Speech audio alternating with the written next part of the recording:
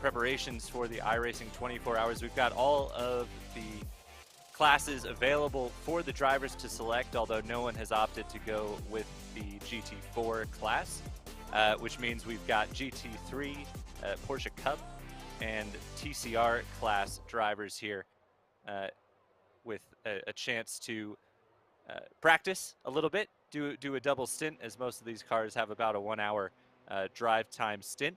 And they'll also get to race for some prizes. So all of the drivers today, the winners of each class, will get a 1 month silver subscription to the Apex Racing Academy, which is an excellent service from the fine folks at Apex Racing. Gets you 29 data packs, gets you setups, track guides, and of course it's all integrated with the virtual racing school, so you can use their telemetry features to learn from the Apex Racing coaches. They also do weekly group coaching sessions and much more. So if you are interested in checking out the Apex Racing Academy, please do so. They are a great friend of the channel, of course, but the winners are going to get a free subscription there, so that's pretty awesome. We're just wrapping up here in practice and shifting over to qualifying, and qualifying is going to be very intense. All of these drivers get one timed lap to set their best effort here for the 2 hour race that will follow.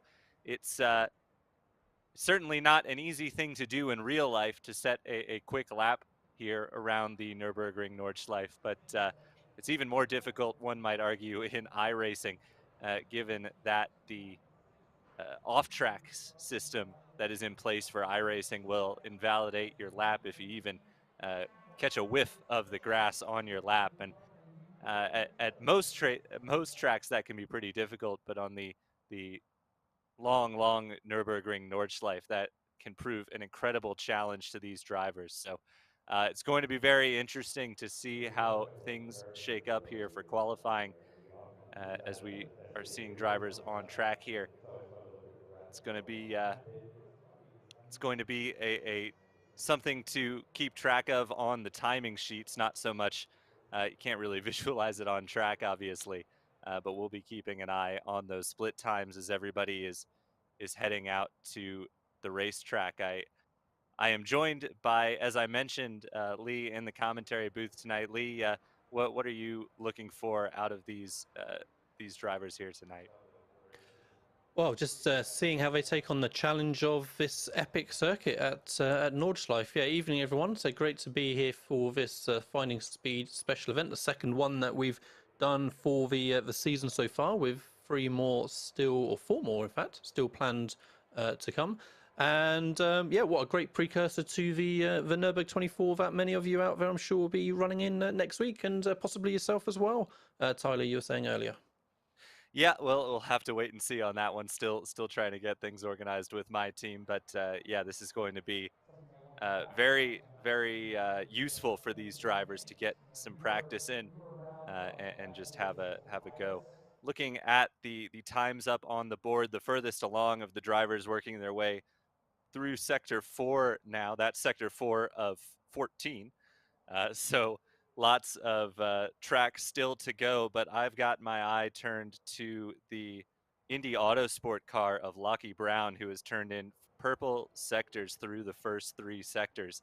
That is looking like a strong effort for the Indy Autosport driver, but still lots of track to for things to go wrong, Lee. It's certainly, I would imagine the first few sectors are just working your way through the Grand Prix circuit, which, you know, certainly not a racetrack many would classify as easy. But when you compare it to what they've got coming up for the rest of the lap, you might argue it is the easy part of the track. Yeah, I can see that. Like I say, it's very much an exercise in survival, isn't it? So people need to play the percentages through this race. They need to really consider, it's a long race. We've got a 2-hour race ahead of us. They need to pick and choose their moments. When are they going to push? When are they going to just save a little bit and make sure that they pick up those positions as others inevitably drop off the circuit. But on such a long lap like this, you kind of start playing it too conservative, and all of a sudden you're 10 seconds off pace or something. So it's a really interesting balance that the guys are having to strike out there to try and get the best result that they can. Yeah, it really is a tremendous balance between, where do you push and where do you conserve, and certainly in qualifying you're going to be leaning more towards that push side, but there's just so much that can go wrong, and you know uh, for the drivers using this as a practice round, there's certainly the possibility that they haven't put in many laps up till this point anyway. So it's one of those tracks that it takes some time commitment to put in the laps and to get that experience around the track. And I remember back in the day when I was first running around the Nordschleife and the old Gran Turismo games, and it was very much a matter of just kind of reacting to what comes next. Because it's so long and so unfamiliar that even for the first, I don't know, 10, 15, 20 laps that you do around here, you don't know the track. You're just reacting to what it throws at you, and in these cars that can be pretty stressful and pretty strenuous. The GT3 cars especially are brutally quick around this track, and as we've seen in real life, occasionally finding the limits of how fast you can go around here. So it'll be very interesting to see how the drivers adapt to that. Hello to those of you, excuse me, joining us on YouTube on the chat. Thank you so much. We're gonna get to look at the cars after qualifying is over, but we get these beautiful scenic shots of the uh, the forests of Germany for now. Looking now at the timing sheets, and it is still all purple from Lockie Brown. So the Indy Autosport driver really putting in a stonking effort for the pole position here in the GT3 class and overall in his BMW. So things still to shake out. He's sector 7 of 14, so about halfway through the lap. But at the moment, it's looking strong for Lucky Brown. Um, we'll have to see. Of course, lots of other drivers out there as well. In practice, it was Nathan Richardson who topped the times. Nathan in the BMW as well for RPM Racing. So we'll see where Nathan stands, but at the moment, not putting in any purple sectors because they're all going to Lockie Brown. We've got several entries in the TCR class with Chris Bartel leading that group in practice.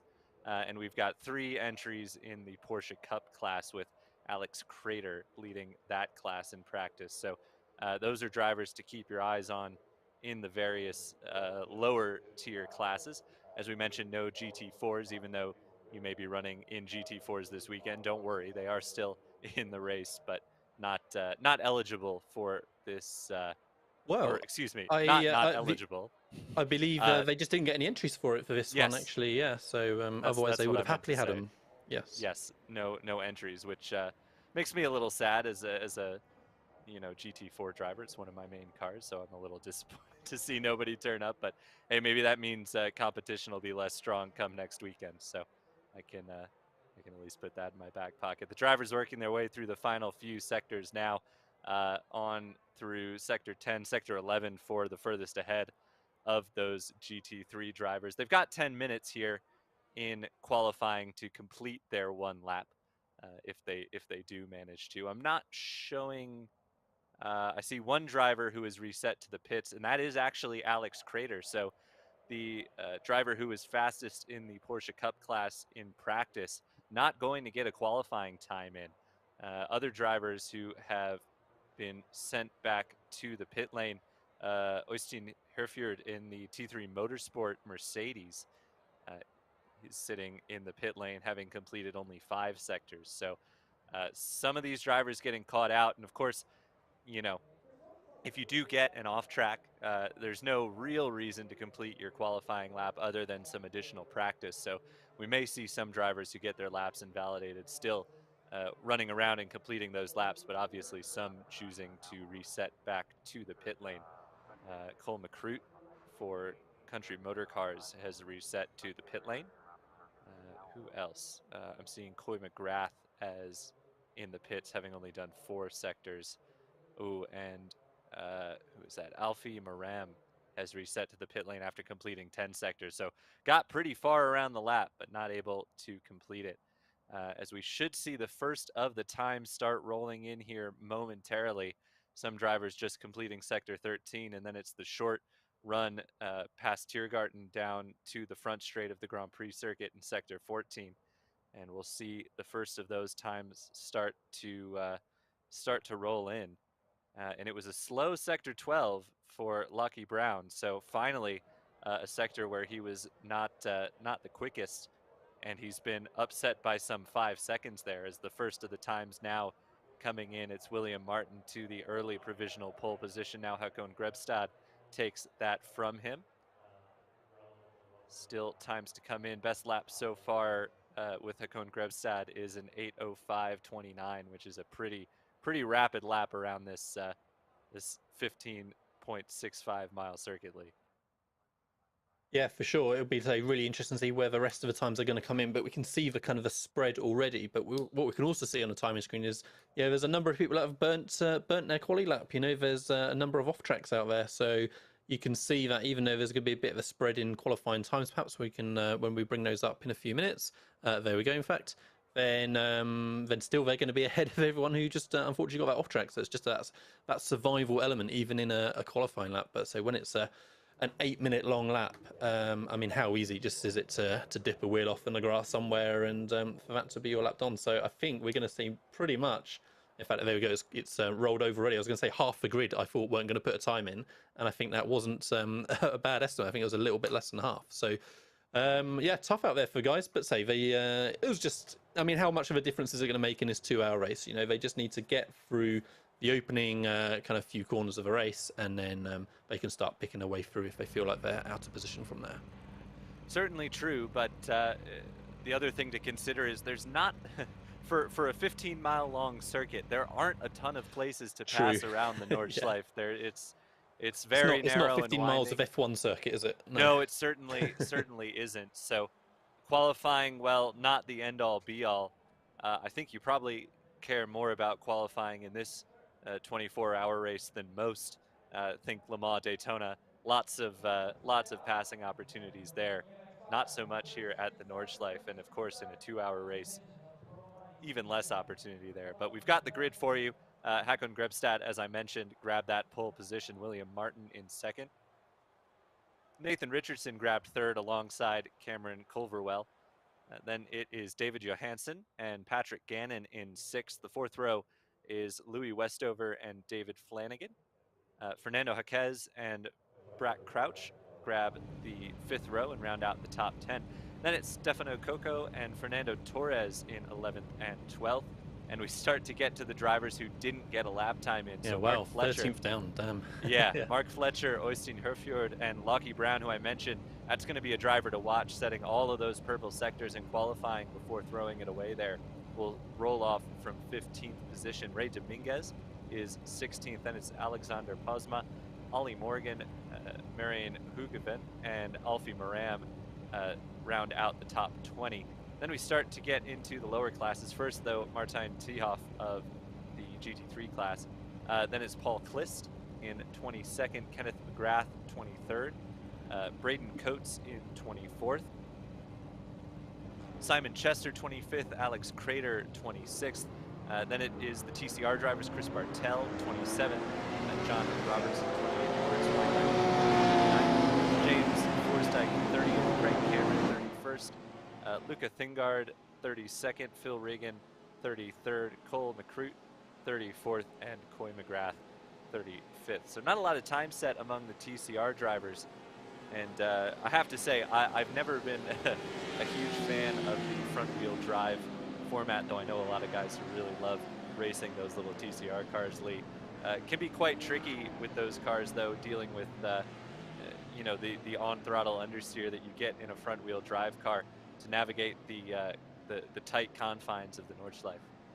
Yeah, I think that understeer, that chronic kind of understeer that you imagine, just seems not what you want really at somewhere like here. I mean, it's interesting, right? Because equally, you know, rear-engine car that's going to step out and you really easily doesn't sound great either when you haven't got all this runoff. But yeah, you need to to be able to get on the power out of some of these corners with the huge straights and not just be ploughing on. But here we go.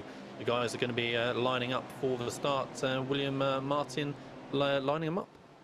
Yeah, and we've got a blinker towards the front. That's going to unsettle some of the drivers in that inside lane into the already treacherous Nürburgring turn 1, but they're off, and it's a great jump from Hakon Grebstad for Ignia Motorsports, who dives it down into that tight hairpin turn as they work their way through. It is the slightly less tight immediate left in the combined circuit here, so they don't have to deal with kind of full line. We've already got a spinner looking to see who that is. I'm seeing Alexander Mosman dropping down. We've got a few drivers now. Oystein Herfjord has dropped down as well. So a couple of three runners dropping well down the order. Yeah, absolutely.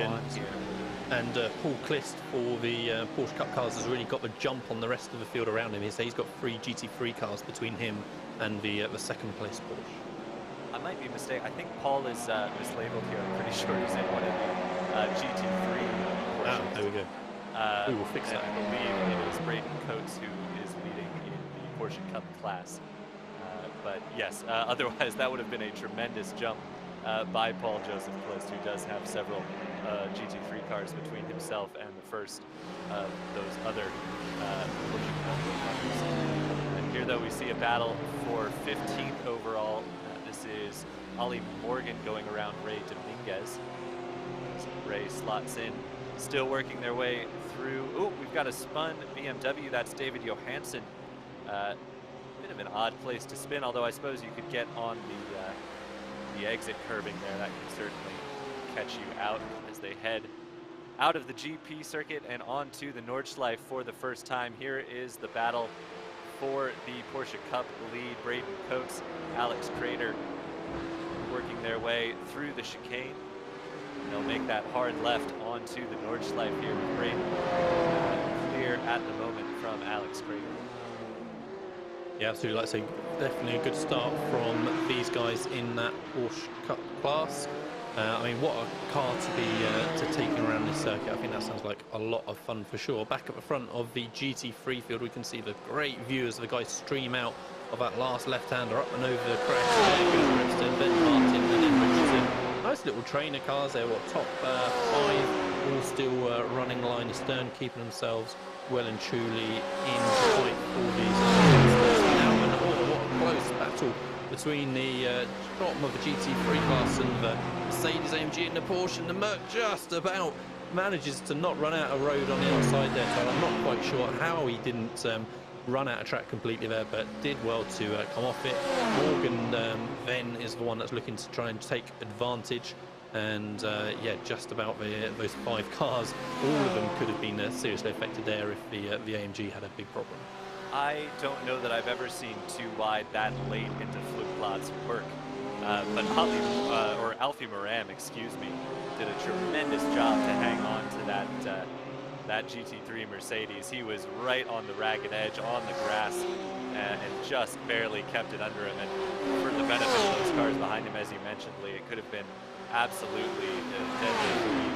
He's battling pack behind him. If he had lost it there, it's not a well, it's not a track where you can easily avoid trouble. If someone has an issue in front of you, you really have to be diligent around here, watching for those local yellow flags, knowing when to back it down and just take a breather and make sure that you are approaching an issue appropriately and not at full speed. Yeah, absolutely. Like I say, tricky balance to find again, as we've talked about a little bit already. But Mark Fletcher here, 6th position in the GT3s in the BMW M4. What a huge car that is to be taking around this track. But he's managing well so far. Just yeah, 5.5 seconds or so off the lead after 5 minutes and halfway around the first lap. Yeah, something I think has happened to Alfie Moran, because I was just about to note the 2 biggest movers running 9th and 10th, who were Martin Seehoff and Alfie Moran, but he's dropped back behind Ollie Morgan and Ray Dominguez now, so only up 8 spots, which is still a tremendous gain for Alfie. Ollie Morgan now also up 8 spots, but as I mentioned, Martin Seehoff with just a tremendous effort in the opening stages of this race to move forward 12 positions. Looks like, oh, excuse me, no, this is Postman fighting with some other BMWs, Johansson and McGrath here. Johansson gets the better of McGrath. This is the battle. Yeah, Johansson made 2 spots. Yeah, Johansson made 2 spots there, I think, at once, right? I think you drove around the outside of Posma and then straight past McGrath as well. So, yeah, Johansson really on the move and feeling like he can pick up some positions, it seems. Yeah, certainly. And, you know, showing what I know, talking about how difficult it is to pass around the Nürburgring, as we've got side by side another tricky place for it. And this time, oh, I was about to say Alfie Moran backed off wisely there. Because that is not a place you want to go side by side, but this time looked like the car just got unsettled when he lifted and put the weight on those front wheels because it is a high-speed section. Oh no! Who was that? That was Simon Chester in the Porsche Cup car who hit Alfie Moran as he was sitting, blocking pretty much the whole track, you have to say. Not a good recovery effort there for Alfie. No, that was not ideal, but fortunate for the 2 guys who were behind him immediately after the spin that they managed to slip by. But yeah, not so good after that. But Brett Crouch here, 15th in the GT3 class in another one of the BMWs. Looks like the BMW is the pick of a GT3 class, right, Tyler? So though it's just BMWs and Porsches pretty much all the way through, but I think BMWs have got the edge. But we have a Porsche leading from the front, of course. Yeah, and certainly with the limited selection due to the class limitations of iRacing, only 8 cars across all of the classes able to be run by the server. So I believe it's just the German GT3s. Oh, as we've got a spinner. That's another BMW gone for a spin there. It's Nathan Richardson. Quickest in practice has gone around from a top 5 position here, trying to find that gap, and does so without causing more trouble. Looked like he just lost it here coming through. They're working their way through. Ooh, yeah, little wide, little on the grass, and that grass is so unforgiving. I think they were working their way through Slottsgarten there, but they've got themselves recovered now. Richardson down in 17th position. But as I was saying, I think it's just the German GT3 cars of the Porsche, BMW, and Mercedes for these drivers to choose from for this race specifically. And I don't generally race GT3 all that much, but I've got teammates that do. And my understanding is we see the Porsche Cup cars working their way through some of the GT3 traffic. And there, you can definitely see as Paul Quist is in front of this group now. Oh, as that's Coates running wide. Definitely 2 different varieties of Porsche 911 there. Of course, Porsche with their always confusing naming conventions with the 911 GT3R as opposed to the 911 GT3 Cup. But we've got it sort of on the timing now, so Crater shown as the lead in Porsche Cup class. But my understanding of the GT3s, Lee, is that the BMW is just the most stable all-around platform. It has been since it's introduced, so certainly if you're looking for a car that'll survive 24 hours of the Nordschleife, my understanding is the BMW is the car of choice for GT3, and it certainly shows in the numbers here. Yeah, it certainly makes sense. You need that predictability for sure, as yeah, Coco and Johansson side by side over the start-finish line, and looks like Johansson that should have the inside as I go into that heavy braking of turn 1. But of course, like you pointed out, there's a very different route out of turn 1, and as it becomes just a little chicane and flicking back to the left. They kind of surprised me on that lap 1 there, Tyler, where are they all going? And yeah, okay, yeah, well, no, we're not on the GP layout, of course. Yeah, certainly. It's it makes turn 1 a very different corner for these drivers, because normally you really want to avoid being on the outside of turn 1, even though it does set you up on the inside for the following corner. As we jump to the battle for the lead in TCR heading through Tiergarten, it is Chris Bartel who holds that from Moritz Weinrich and James Forsdyke here.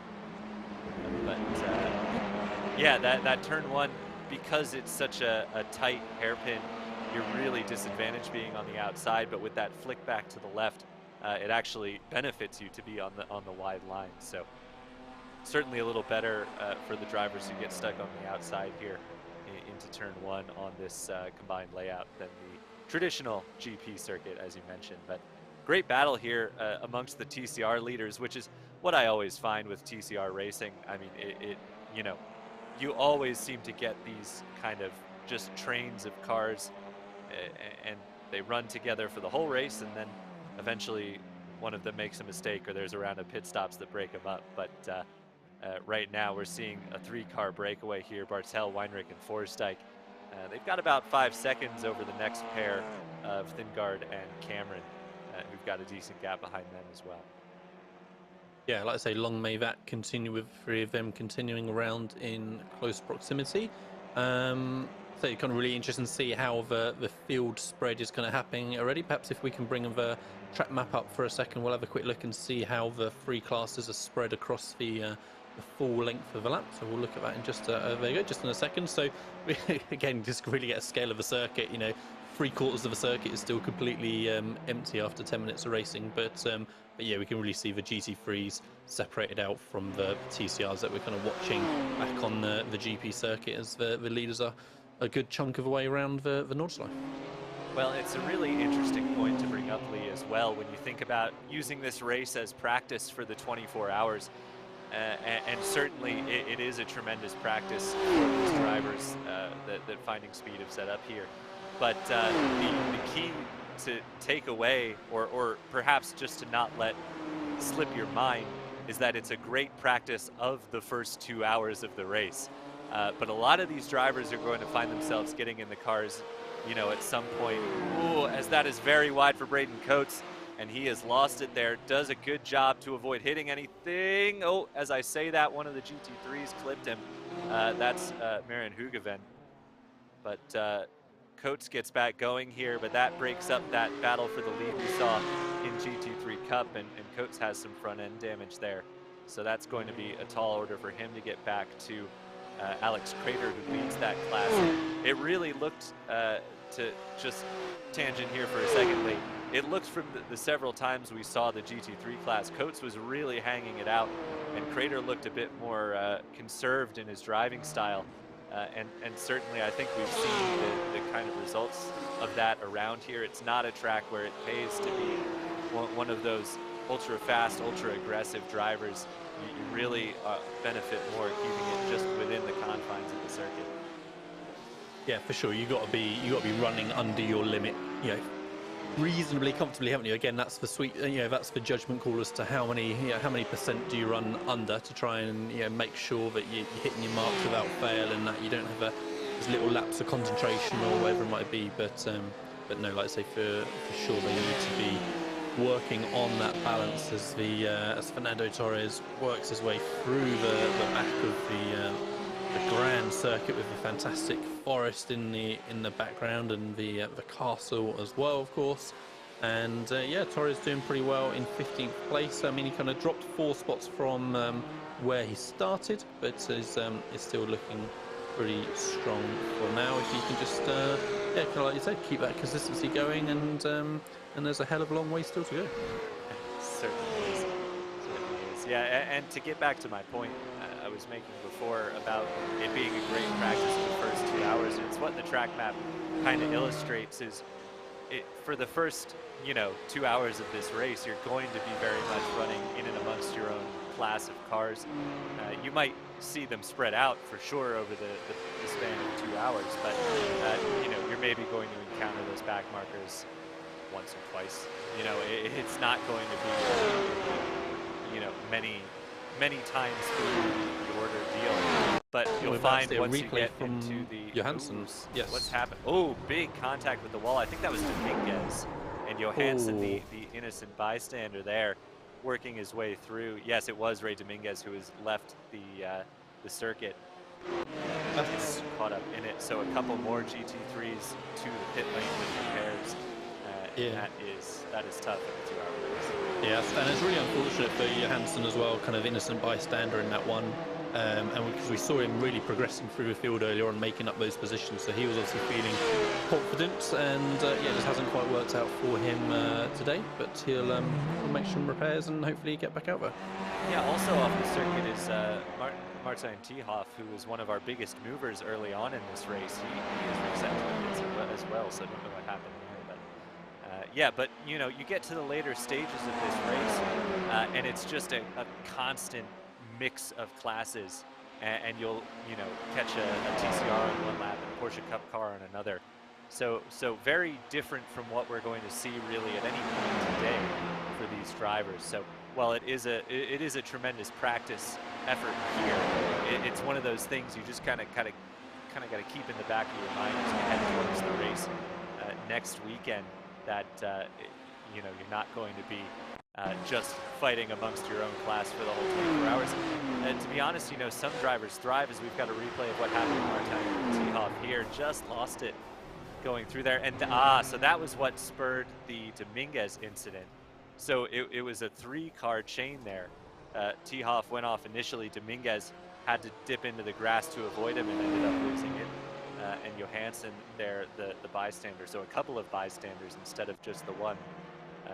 It's tough there for those drivers. But yeah, but that is the danger of this track, and that's what some of these drivers will thrive racing in and amongst the slower traffic, and some of the drivers struggle with it. So it's going to be really interesting over the course of 24 hours to see how that shakes out, and even over the course of 2 hours how these drivers handle when they do hit these lapped cars as well. So this great battle for TCR continuing on. Heavy pressure on Chris Bartel from Moritz Weinrich here. Yeah, absolutely. Like I say, great job by the 3 of these guys. They've pulled a 8.5-second gap on 4th position for now. But like I say, the key thing is that they're keeping it clean and tidy, running at a good pace, and hopefully on track to continue with a strong 2 hours ahead. I mean, like I say, it's I know you said it a couple of times now, Tyler, but like I say, it really is ideal opportunity for drivers to practice for the Nürburgring 24 next week, and I mean that's the benefit of Finding Speed running these special events, and so they're obviously continuing through the year, running a week ahead of the big road special events that iRacing are running. And so the next one is going to be at Watkins Glen in June, so Gaggle at the Glen, a nice little practice for the official 6-hour race a week later. So if anybody is interested in getting a similar opportunity, a couple of hour race to kind of warm up the week before, then you can find out more about how to get involved in that at findingspeed.com. Yeah, slightly different experience at Watkins than it would be here, I think, Tyler. For sure, but it is honestly, it is the best way to practice, is to do some racing in race conditions, because you just don't know. You can go in a practice session with other cars, but unless you've got teammates, you don't know what other people are running. You don't know how much fuel they've got in it or how many laps they have on their tires. You don't know, really anything about their pace, except that, they're running on the same track conditions as you. It really takes jumping into one of these race sessions to see, all right, here's where I stack up, and if you spend a bunch of laps following drivers like Moritz Weinrich is doing here, you can say, all right, I know where I'm losing ground to Bartel, so here's the things I need to work on for next week. And then after you've gotten that experience, you can jump into maybe a private practice session and do some laps there. So it's really one of the best ways to prepare yourself for a race is to race. So great that Finding Speed have put this on, and certainly the Gaggle at the Glen will be useful for the 6 hours as well. And so back at the front of the 3 Porsche Cup cars that we have running at sort of together. So we have got a 4th one, but unfortunately he is running a little way down. But yeah, Alex Crater here leading over Coates still, and in fact, Coates is quite a way behind, in fact, isn't he? So that's a Porsche GT3 of Fernando Torres physically behind him. I think that's confusing me on track. So yes, a nice comfortable gap for Alex Crater there. So yeah, he's really running, kind of punching above his weight at the minute, really mixing it in with the GT Freezer.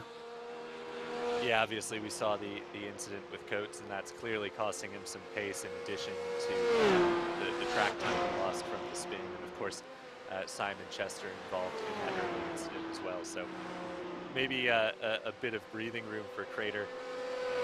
As you said, mixing it up with the GT3 cars, it's not, you know, it's not as clear cut as some class splits among in sports car racing.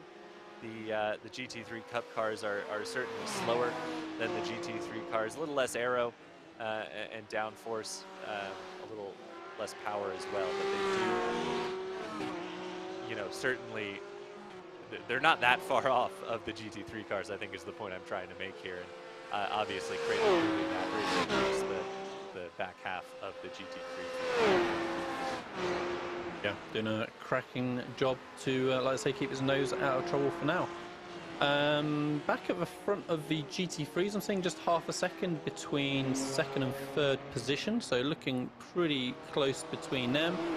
Grebstead has kind of strolled off a little bit, now built up a 7.5 second gap, but yeah, very close here between Martin and Mark Fletcher. And Fletcher's really progressed through the GT3 field, hasn't he? So he's gained 10 positions from his starting slot. So I dare say that puts him as one of the people that maybe didn't get a time in. I can't quite remember if he snuck in or not. But yeah, so it hasn't cost him. He's already closing up to second, and I dare say he's going to be challenging Martin at the next clear opportunity. Yeah, I believe Fletcher was the first of the cars not to put a lap yeah, in. So. I couldn't remember if it was last or first. So yeah. Yes,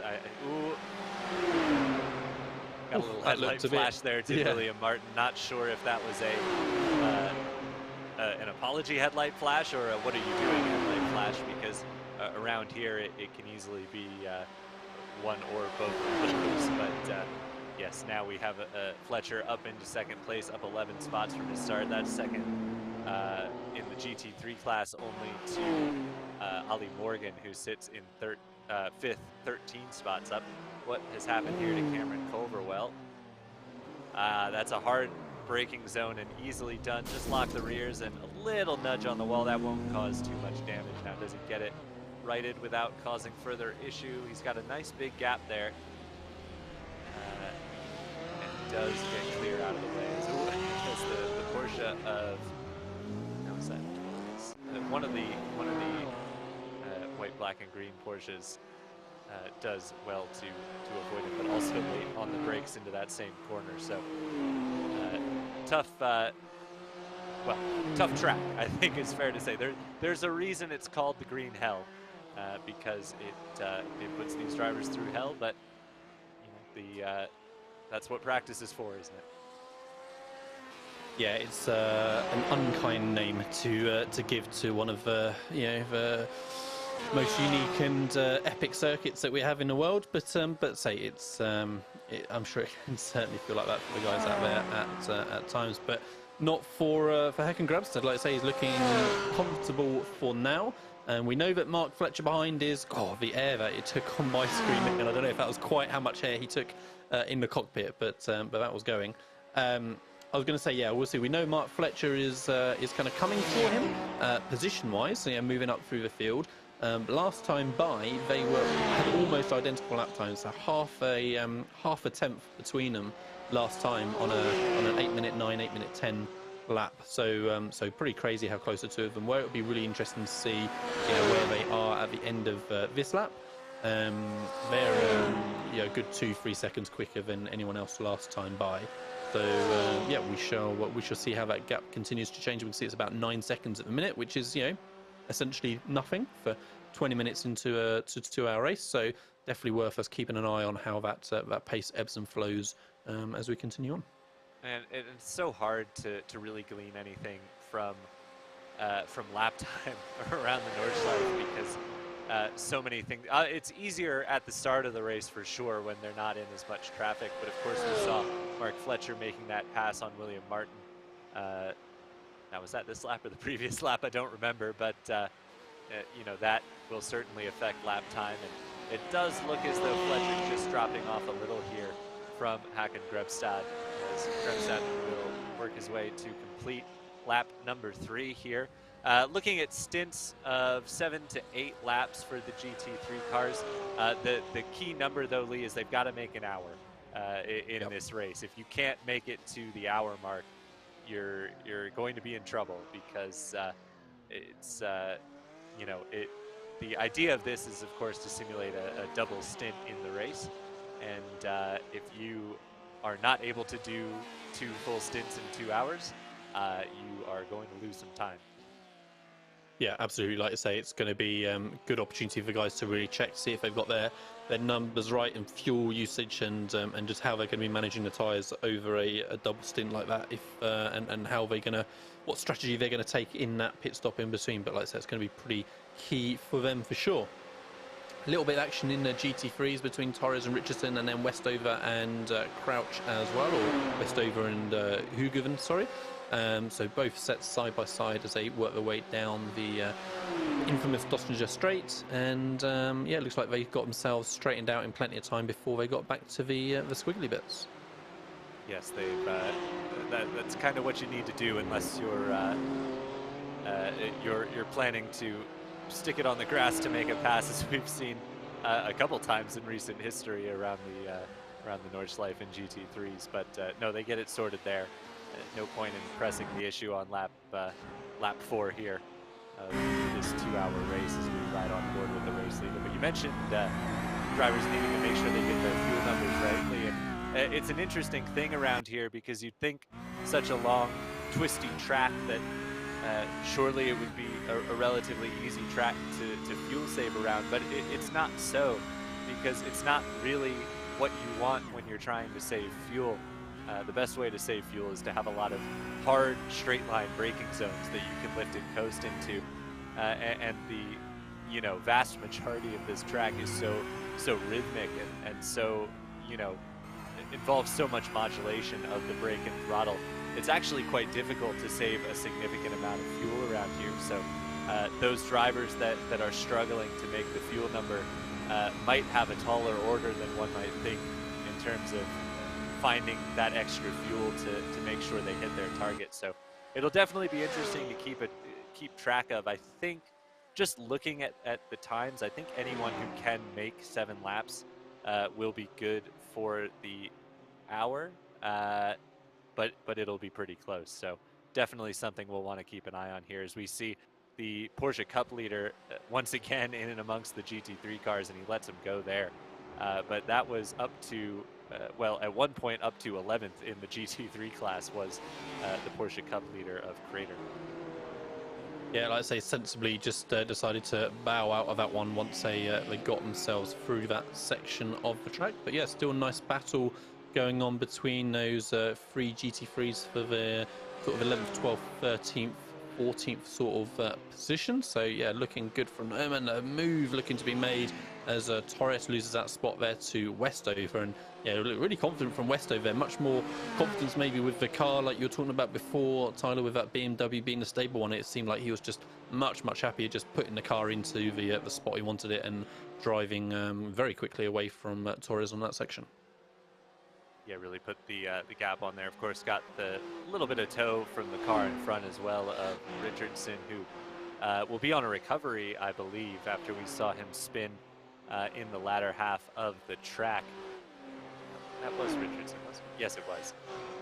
Don't see too much damage on that car, so he'll be trying to work his way back forward, but he is down 8 spots from where he qualified. As we mentioned earlier as well, he was the fastest car in practice, so definitely looking to make up some ground in that RPM racing BMW. But the next car ahead of him is David Flanagan, some 12 seconds up the road. So it's going to take a little bit for Richardson to make any more positional forward progress here. Yeah, for sure. But like I say, it's that time can very quickly come to you just through the length of the race and through just a couple of little errors here and there. So yeah, it'll be interesting to see if any of these guys in these say 11th, 12th, 13th, 14th sort of spots can find themselves in and about the top 10 sort of sooner rather than later. It's certainly possible. And we switch to the front of the TCRs again. We can see actually that the third TCR has dropped off, so Forsyth is no longer in that group. Just saw him at the back of shot very briefly, kind of in the foreground there. But yeah, Bartel and Weinreich still within half a second of each other as they work their way through the GP section of the track. And if you think back to earlier on when we saw Weinrich bump drafting Bartel down the Dottinger Ho, that will certainly have played a part in why we see James Forsyth no longer with these two. Obviously, you know, you still need to put the pace in around the rest of the track, but that toe in these TCR cars is so powerful. And it extends far back as well. It's probably around about 2 seconds where you start to get the fringe benefits of having that toe. So these two kind of working together a little bit have been able to separate themselves from Forsdyke. And once Forsdyke was out of the draft, as we've seen, he's now dropped back quite a bit. So that's smart tactical racing from these two here. Anytime you can limit the number of drivers you're racing against, it's usually to your benefit, and we see that with Bartel and Reiner. Yeah, like I say, definitely looks like that's what made the difference for them this last time by. So it'll be interesting to see how that continues to go. You know, there's the two Audis at the front, and then yeah, Forsyth representing well, one of the Hyundais. I'm not sure actually offhand which one it is. Tyler, did you spot which of the Hyundais were running? Yes, he's in the Veloster. I think the Veloster is the only option. I think it's just the Audi and the Veloster that are eligible, but I could be wrong on that one. Certainly, they're the only ones we have entered here. Both Forsdyke and Phil Regan, I believe, are in the Veloster. So. And yeah, great view now then on the nose of Weinreich here, just following Bartel through this circuit. We see how much already the cars are bouncing around and really moving around, sort of under braking as well. We can see the rear of Bartel there, just dancing kind of on the brakes. Of course, the rear of these TCRs especially gets super light under braking. So yeah, we're going to see that kind of all day long. And they've just worked their way through what I consider to be my toughest corner on the track, which is, I think, one of the kind of unsung tricky corners. But it is so difficult because you get that, you've just come from that steep downhill. It's an S's section, but you're not really doing much weaving. You're kind of just riding the middle of the road. And then you turn sharply to the left uphill and have to get on the brakes. And then it's a tight left-right chicane that you have to work your way through. I don't know that I've ever done that corner sequence right in the entirety of the laps that I've done around the Nürburgring. But certainly these drivers seem to have a handle on it as they fight their way for the race lead. Something here has happened to Fernando Torres, working his way. Oh, just caught a bit of grass and a bit of grass on the other side. Well, that's about as clean. Oh, I was about to say it's about as clean of a spin as you can have, but then collects the BMW there of, was that Hugaveen? I think it may have been, or Louis Westover. I'm not sure, one of the BMWs around Torres, but that's tough. You know, we've seen some pretty sketchy re-entries, but, you know, it's a track that sort of invites them, isn't it? You know, you don't have a good sense of when people are coming, and even when you are trying to keep yourself off of the racing line, it's so narrow, it's sometimes difficult to do.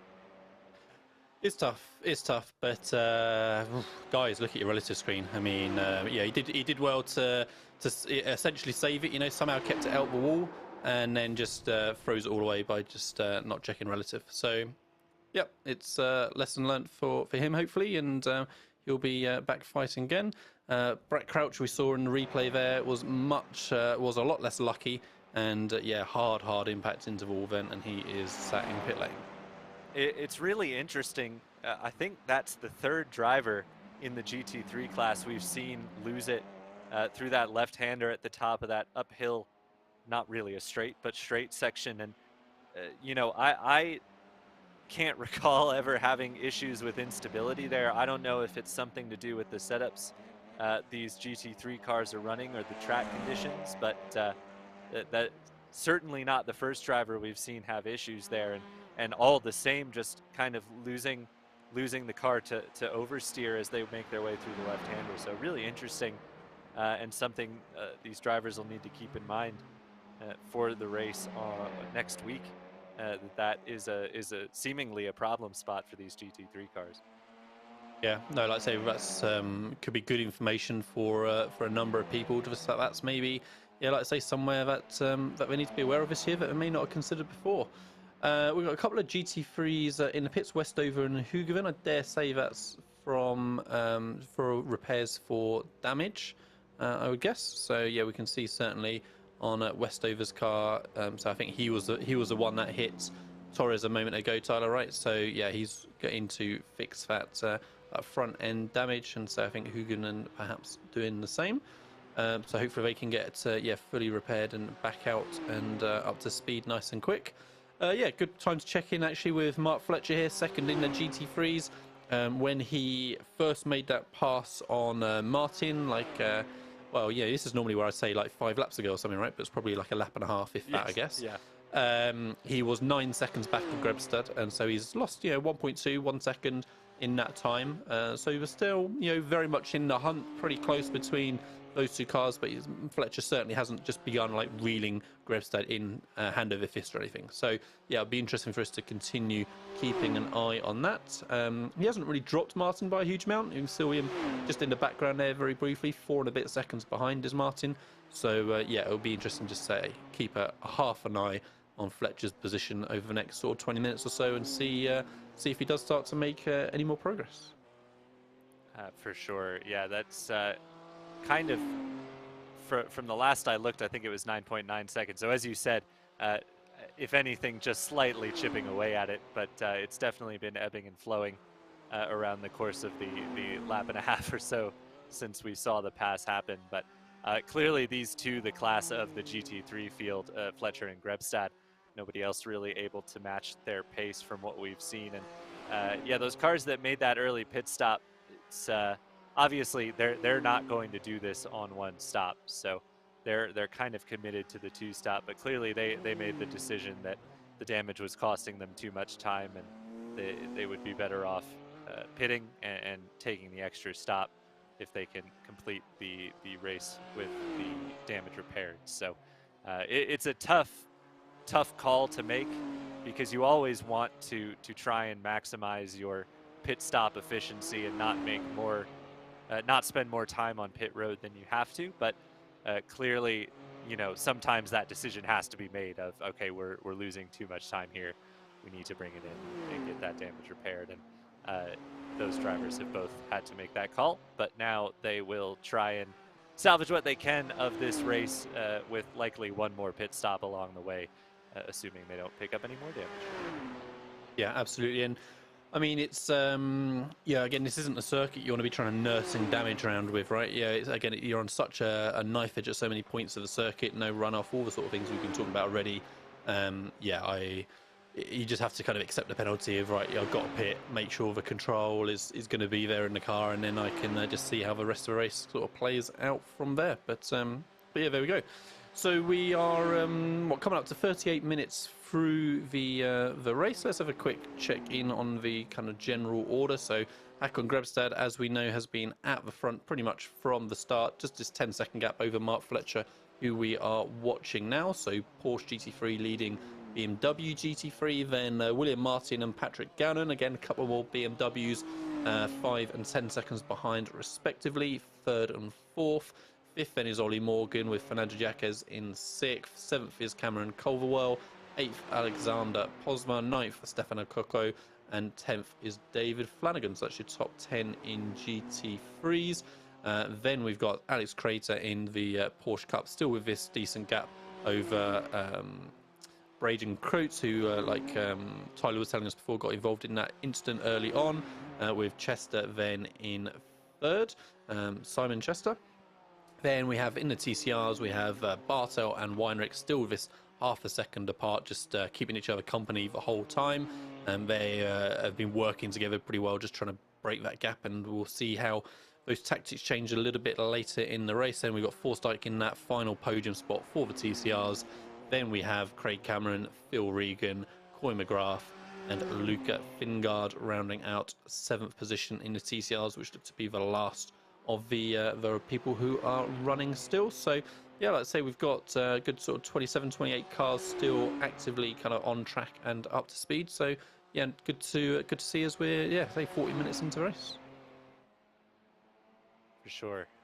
It's been exciting so far as we see this lead battle in TCR, which will just not go away, which is about how things normally work for these TCR drivers. They always seem to put on a great show, and Moritz Weinrich giving chase still to Chris Bartel. And you know, Lee, what he could be doing here, talking of fuel saving, is this is a great opportunity on a track that, as I mentioned, is not great for fuel saving. The one way you can easily improve that is by having a tow the whole way around, which Moritz Weinrich certainly has. So perhaps Weinrich thinking of jumping Bartel in the pit sequence by just taking on less fuel. So definitely an option here for Weinrich. There's no pressure certainly at this point in the race, with pit stops still to come, to make a pass now. It doesn't really gain you anything unless you think you can pull away. And given the relative pace we've seen from these two drivers, I doubt Weinrich could realistically pull away from Bartel very easily if he does get through. Yeah, and it's really interesting, right? So we've not really seen them, swapping back and forth, right? So Bartel hasn't, tried to lift off and get Weinreich to do the leading for a bit so he can tuck in the draft. He seemed happy to be the one leading and let Weinreich just, let's say, sit in his draft and do that fuel saving. So we'll see how that plays out a little bit later. It could well be that Bartel is kind of confident in his pace, and that when he gets a bit of clear track on his own, that he'll be able to break away. We'll have to see after the pits start to shake out. There is Simon Chester with a very vibrantly liveried Porsche Cup car. Actually done some racing in leagues with Simon, and he is just one of those guys who, one of the never quit attitude guys, really, which is who you want to be racing with, I think. But he's under pressure here from one of the GT3 cars who are up a lap. This is actually all three classes that we have here today in one shot, with one of the Hyundai Velosters up ahead as well. I believe that is the 52 of James Forsdyke in third place. So Simon working his way behind James with some pressure from one of the BMWs chasing them down. So a great show of all the three classes at once, as the BMW looks to the left and ducks back to the right. No agreement from the slower cars on where to go there, but easy enough for Lucky Brown to work his way through. And actually, that is for overall position for Loki Brown, who was one of the cars who spun in the first corner after setting the timing sheets alight in qualifying, but not getting a lap in. So working his way forward now after those early repairs. He is about a half a lap behind the rest of the GT3 field, so lots of ground still to make up. But a good illustration of the three classes we have, and kind of a good representation of what this race is going to be like come hours 4, 5, 6 and beyond of the 24 hours. Yeah, and we're seeing a bit of a traffic jam up ahead there again, as well as as Bartel there. Yeah, so really getting in amongst with the GT3 ahead, but fortunately that was all cleared up, and Bartel, Weinreich staying as they were. Forsdyke didn't really gain anything out of there, so he's still 5.5 seconds back. Might just see him briefly in the back of shot, not quite. And like I say, everyone continuing on through the carousel. Yes, indeed. And now Simon Chester gets to that lead TCR battle, but he knows he's not really in the race and backs off there, which is smart. Not a place you want to be forcing the issue, and certainly doesn't want to split up this tremendous TCR lead battle we've got here. No, and I think that's just going to continue on and on and on. So we're not actually a million miles away from starting to see our first, but our one and only scheduled pit stop. 45 minutes in, we're expecting him around the hour mark, certainly for the GT3s at least. And Mark Fletcher, just having a quick glance there, talking about the GT3s, has gained a couple of seconds since. In fact, I'm reading it incorrectly. He's 10.5 seconds back, so he's still as he was. I was looking at the 7 seconds further back that Martin is on Fletcher. So Martin just dropped another little bit of space. But yeah, like I say, we're starting to head towards the point where that strategy is going to come into play. I mean, apart from these two in the TCRs, we're not really having anyone else just sort of sitting in someone else's slipstream. So there's not going to be much kind of strategy or tactics about, has someone done, somehow be able to pull out an extra lap of fuel to make a difference.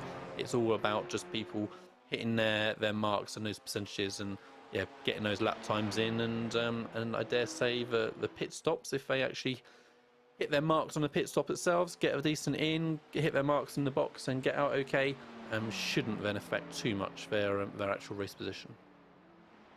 Let's see what happened on the replay here with Fernando Jacques as he heads down into what would be turn 1 of the GP circuit. Is the rear just going to step out on him? It does. And on these GT3 cars, once that rear just starts to go, especially on the Porsche, it's going to be difficult to gather it back up again. But fortunately, gets himself going, has a bit of space, and continues on without too much issue. Yeah, perhaps just caught a bit too much of that that curb at the apex of turn 1. It really drops off sharply, and if you get that inside right front wheel lifted off the ground, it can be troublesome. What's happened here to Craig Cameron, working his way? Ooh. Oh, just a little grass and a big contact with the Armco barrier there. That's a not so great looking Audi TCR as we jump back to the pristine looking leading Audi TCR of Chris Bartel, still with Moritz Weinrich in close proximity down the Duttinger Hoe and through Tiergarten here. They'll work their way back onto the GP circuit and shouldn't see them diving towards the pits just yet as they finish lap number 5 for the TCRs. So which class of car would you fancy being in then Tyler, from the GT3's Porsche Cup and TCR? Well, my car of choice among these would usually be the GT4s because that's what I've driven the most. But if I had to pick, I would probably choose the GT3 cars. It's so much fun in something properly quick to just fly around the Nordschleife, and the GT3s certainly are properly quick. But I tell you what, the thing that really made me gain respect for this place was, as I mentioned, anyone who's played racing games has driven the Nordschleife, right? And Gran Turismo, or some of the older sim racing titles.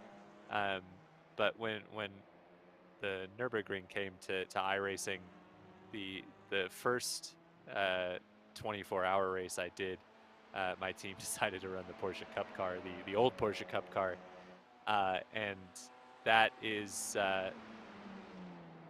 driving a car that is as constantly on the ragged edge as the Porsche Cup car is. It'll do two things. It'll make you really learn how to drive the track and where all the corners are and which direction they go, instead of just kind of following along. And it'll give you respect for the Porsche Cup car, because that is just a beast to wrangle around this circuit. I haven't really put any time into the new Porsche Cup car, but I'm sure it is similarly a similar challenge, as we've got another replay here to work your way around this tremendous circuit in. So what's happened to Pasma in the carousel? Does he eyesight it here? Oh, no harm, no foul there, assuming. Oh. Yeah, assuming Almost. He gets it going the right direction before any other cars come through. Right. Oh, no. Well, that is another instance of a driver stepping on the gas when he should be holding the brakes, which we have seen far too many times today, I have to say. But fortunately the car coming was well aware of that risk, and had to slow down considerably in time at least. So that was fortunate all round. But again, it's basic rules of rejoining a track, guys. Look at your relative before you released that brake pedal. Grebster then completing his lap 6 in the Porsche 911 GT3R, still looking pretty comfortable at front. Got a couple of extra seconds on Mark Fletcher this last time by, so up to 12.5. And actually that's mostly from him going considerably quicker rather than Fletcher going particularly slower. So Yeah, 8:05.87. So he's found a couple of seconds that time by. And we can see, to be fair, he's been gaining, what, a second a lap, actually. Thank you very much for the graphic, John, if I'd looked at the overlay instead of my timing screen. So, yeah, really, really consistent, right? 9.9 on lap 2, 8.5, 7.9, 8.6, and then 5.8 going across. Yeah, like a second-ish or so quicker every lap. So, yeah, really consistent, but like I say, just getting faster and faster as that fuel burns off. Yeah, and I haven't driven the GT3 cars really since the most recent round of updates where they updated the tire wear, but historically speaking, these GT3 cars, they just get quicker as the fuel burns off, you know. The tires obviously wear, and if you were to fill it up with the same old tires, it doesn't go as quickly, but generally speaking, over the course of a single stint with fresh tires, you're going to be doing your quickest laps at the end of the stint, and I believe that's still true with these GT3 cars as they stand right now. So that'll be an interesting thing to consider as well. I'd have to imagine everybody's going to be taking tires on the pit stop, but with that said, certainly I know a double stint is still doable in these GT3 cars, so maybe we will see some variety in tire strategy here as far as who's taking tires and who's not. Yeah, well, definitely going to be interesting to see. Let's say not too long to find out how those side of things are going to start to play out.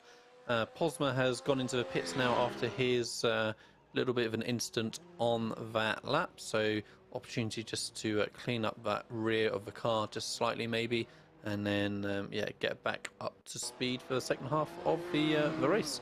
Replay now for Louis Westover, and that car already looks in badly. bad shape as it is. So. Yeah, I think I was just going to say I'm not sure I'd want to continue around the lap with a that's crabbing, and right on cue it was parking it and towing. So good choice, I would say. No such problems for Grebstad. Let's have another look on board, shall we, for a little bit on the leader in the GT3 class as he works his way out the back of the circuit and see how he's really, how attacking is he being through there? How much space is he going to be giving himself to the edge of the track? How early is he going to be braking? I dare say it's going to look like he's pushing pretty hard. Indeed, certainly it does. And I'm just looking at the time on the clock, Lee, and I'm pretty sure these GT3 drivers, or well, everybody, is going to have to do at least one 8-lap stint in this race. They should. It's going to be pretty close. They might be able to split it 2.7s. With the pit stop, it'll maybe push them over, but you don't really want to rely on iRacing calculating when the checkered flag is going to be, because it's going to be awfully tight. So I think we're going to see everybody in GT3 have to do at least one 8-lap stint if they're going to make this happen on one stop. That pit stop from Posma at the end of lap number 6 is probably outside the limits to do it without a splash and dash at the end, but we'll have to wait and see on that. Yeah, it's going to be unfortunate getting caught between sort of rock and a hard place of do you trundle around for 10 minutes with a damaged car or have to take that extra pit stop. But yeah, like I say, Grebstad looking very, very fast, super smooth, under control the whole way, but it certainly doesn't look like he's leaving himself a couple of foot at the edge of a track everywhere. He's hitting those apexes, running out to the edge of the grass on exits. So yeah, looking very, very confident there in the Porsche 11 GT3 R, and looking very good for continuing on in the lead of this race. But yeah, what a fantastic view we had there of seeing how it's done. Yeah, if ever there was a track to just ride on board and enjoy the scenery, this is it. It doesn't get more scenic, I think, than the Nürburgring Nordschleife. What's happened here to Brett Crouch? Just exiting the pits, cold tires.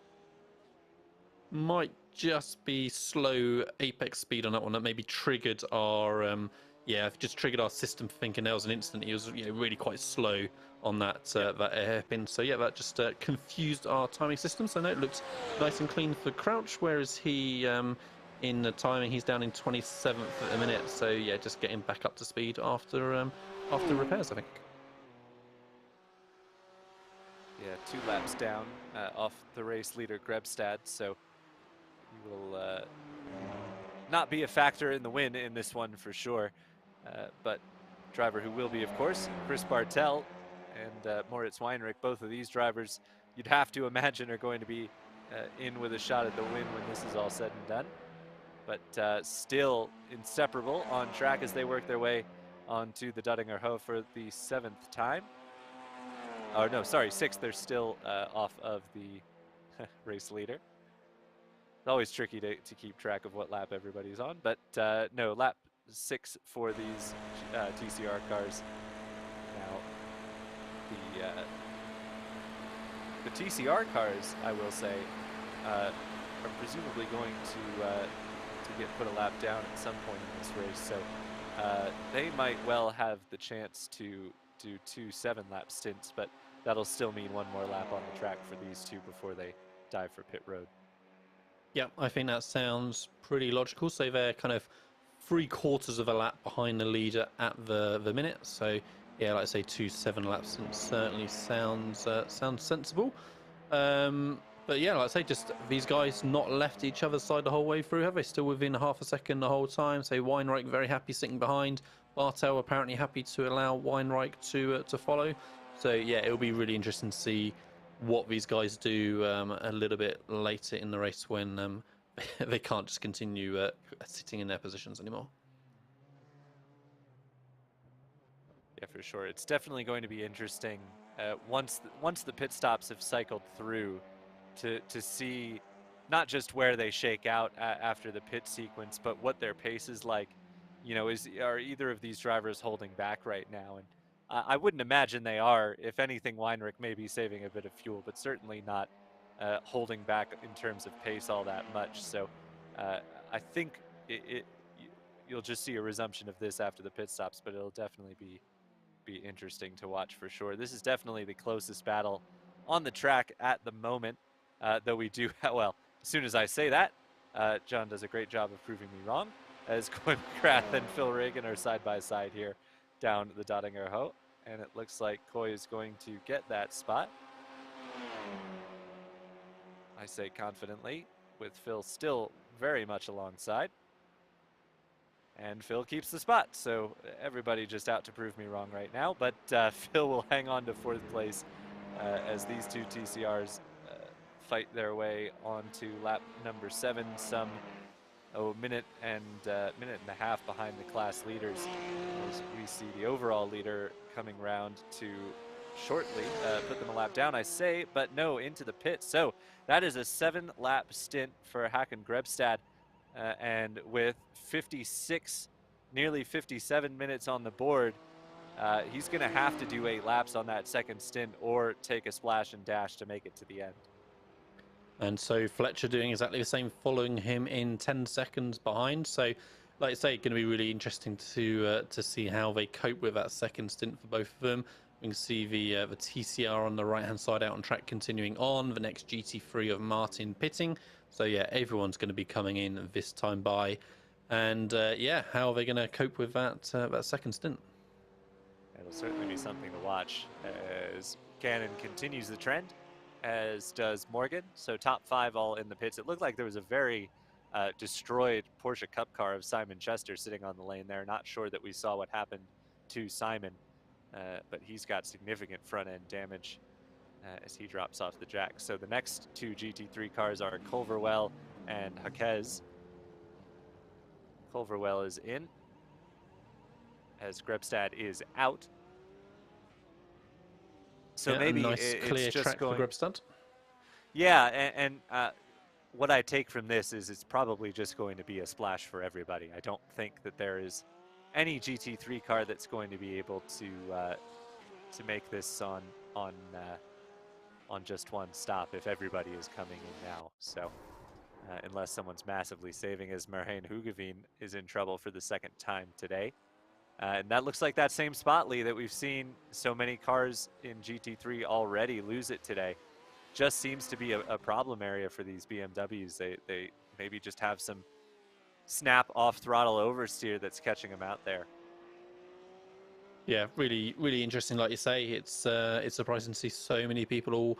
Yeah, they got so many choices, Tyler. That's the thing. You know, they got, let's say, 20 odd kilometers of track to choose to crash on, and they're generally doing it in the same kind of couple hundred meters. So yeah, interesting. So yes, at the front is looking as we were. Grabstad in the lead with Mark Fletcher. Last 2.5, 3 seconds or so. So very much still in the hunt in second position. But yeah, they were as they were still. But all of a sudden, we've got a very, very close battle between Morgan and Gannon. Can you recall, Tyler, which way around were they before the pits? Do we think they've already swapped, or has Gannon just got much, much closer? I think Gannon was in third, right? I think you are correct as well, and I will check on the pit times for you, but I believe you're right. I believe Gannon was ahead. And just looking at the time in the pits, yeah, it was 2 seconds longer for Gannon, so that'll be where that exchange took place, and it was all stopped in the box. So maybe Gannon just using a little bit more fuel over the course of the stint there, but they have exchanged positions with Morgan now sitting in that final podium spot. Some 45 seconds off of race leader Grebstad.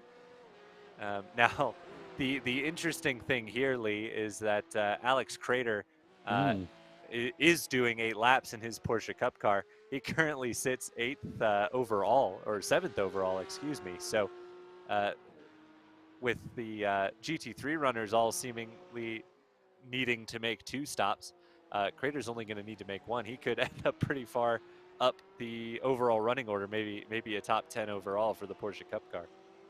Yeah, that's really going to put a spanner in the works. And interesting as well that Coates behind, we can see gone into pit lane. We can see the icon displayed on that timing tower on the left. So yeah, it's only Crater who has continued. Unfortunately, it looks like Chester is showing. Oh yeah, Chester, you saw severely damaged in pit lane a minute ago, which is why he's showing us out in the timing tower for him. So yeah, really, it's just Crater and Coates now in that Porsche Cup class. Yeah, not something I think we saw on replay, but clearly enough damage to call it a day for Simon Chester. And you know, as much as there are prizes on the table for a race where it's mostly practice for the big show next weekend, not much point in trying to finish it out. Obviously, more laps are good, but when you're well off the pace and maybe running with a damaged car, there's not so much benefit to be gained there. Perhaps better off running with more correct pace with a less damaged car. I mean, it's a key point, isn't it? It's something that iRacing still need to just frankly pull their finger out and fix, right? In endurance racing, why can't you be pitted for 5 minutes, 10 minutes, however long they want to make it, and have a fully repaired car? You know, even if there's no fast tires or anything, obviously, you know, it's. You know, it makes sense in a sprint race, of course, not to pit and just somehow come out with a fixed car. But yeah, for an endurance event like this, you could be sat in the pits for 20 minutes or whatever and have a whole back end replaced and go out with a fresh car. And now they have done that for some of the they've tried, cars. Haven't they? Yeah. Well, for GT3 and for V8 supercars, they were the trial subjects because it was right before the Bathurst 1000 and maybe the Suzuka 10 hours, I think. And I must say, I drive the V8 supercars a lot, and it certainly was true. We had a lengthy, I think it was like 40-minute repair at the Bathurst 1000. But once all was said and done, the car was perfect. So yeah, okay. I thought I had a recollection of it still just not being reliably 100% fixed and stuff. But no, hopefully, if they have got that sorted, then yeah, awesome. They're on the right track. Yeah, certainly. I mean, certainly that is the direction you'd want to see him go, because you're absolutely right. You know, in endurance racing, it would take a pretty substantial incident for a car to be truly knocked out. But yeah, my understanding was it was the GT3 cars and the V8 supercars first, and the idea was they would spread it to more cars as time went on. But I can't recall seeing it being applied to more cars in the patch notes. So I don't know what cars, if any, would have it. Obviously, Simon Chester in the GT3 Cup car wasn't in that initial group, so may well be that that car is still suffering from the kind of terminal unrepairable damage that we see sometimes in iRacing. Yeah, for sure.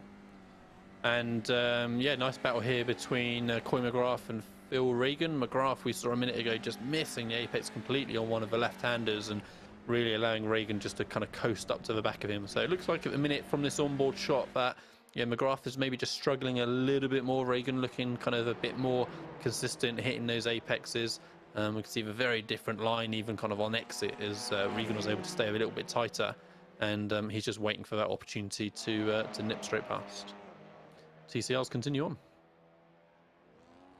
Yeah, so it'll be an 8th lap for the TCR leaders, which makes sense. Those cars can definitely do an hour non-stop with an unrestricted tank. So you'll see these guys perhaps a short fill on this final stop, because they'll only, I believe, need to do 6 laps for a total of 14, as opposed to the GT3 cars, who will need to do a total of 15. As showing Gannon off track. Oh, and now he's dropping down the order. What's happened to Gannon there? That was the 5th placed, or now 5th placed BMW. Just saw him drop a spot to William Martin. Not sure what happened there, but oh, you got a replay. At least it's a different part of the track. Does he catch some grass here? Oh, just wide at apex. That's an interesting, interesting incident there. Backs it into the wall. Oh. At least gets it out of the racing line there. So an interesting spin. Just seemed to miss the apex of the corner there and run wide. Did Patrick Gannon, but that's dropped him a spot to the last spot in the top 5. Yeah, like I say, unfortunate for Patrick Vekse. He was really looking like he was giving Morgan a hard time last time we checked. So yeah, we'll see how that damage affects him. I mean, he didn't hit all that hard, did he? So hopefully he'll kind of be all right, be able to get back up to pace and mix it back in again. It's looking pretty close still between 3rd, 4th, and 5th in that GT3 class. So that could well end up Constantinaing back together again, as Bartel and Weinreich were still on top of each other, and Crater just losing 1 spot overall, but of course still comfortably at the top of his Porsche Cup class. 8th position overall, 18 places gained from the grid. And now we've just had Cameron Culverwell reset to the pits, so more trouble for top 7 GT3 runners. What's happened here? And ooh, dear. That was interesting. Just kind of hooked into the inside wall there. That's an interesting spot coming up towards Little Carousel. But he's reset to the pits now, and I think is out of this one. Although, of course, it will take quite a while to tow back, so we won't know for sure for a little bit. Here's Lucky Brown. Hard hit into the barrier, unfortunately, wasn't it? Yes, it was. Certainly going to do some damage to the front end. Here's Lucky Brown on the recovery after that first lap spin, up to 14th overall. No, excuse me, 15th overall, 14th in class. Of course, Alex Crater still ahead, but he just passed Braden Coates for position, even though they're in different classes. And he's some 9 seconds behind Ken McGrath in 13th.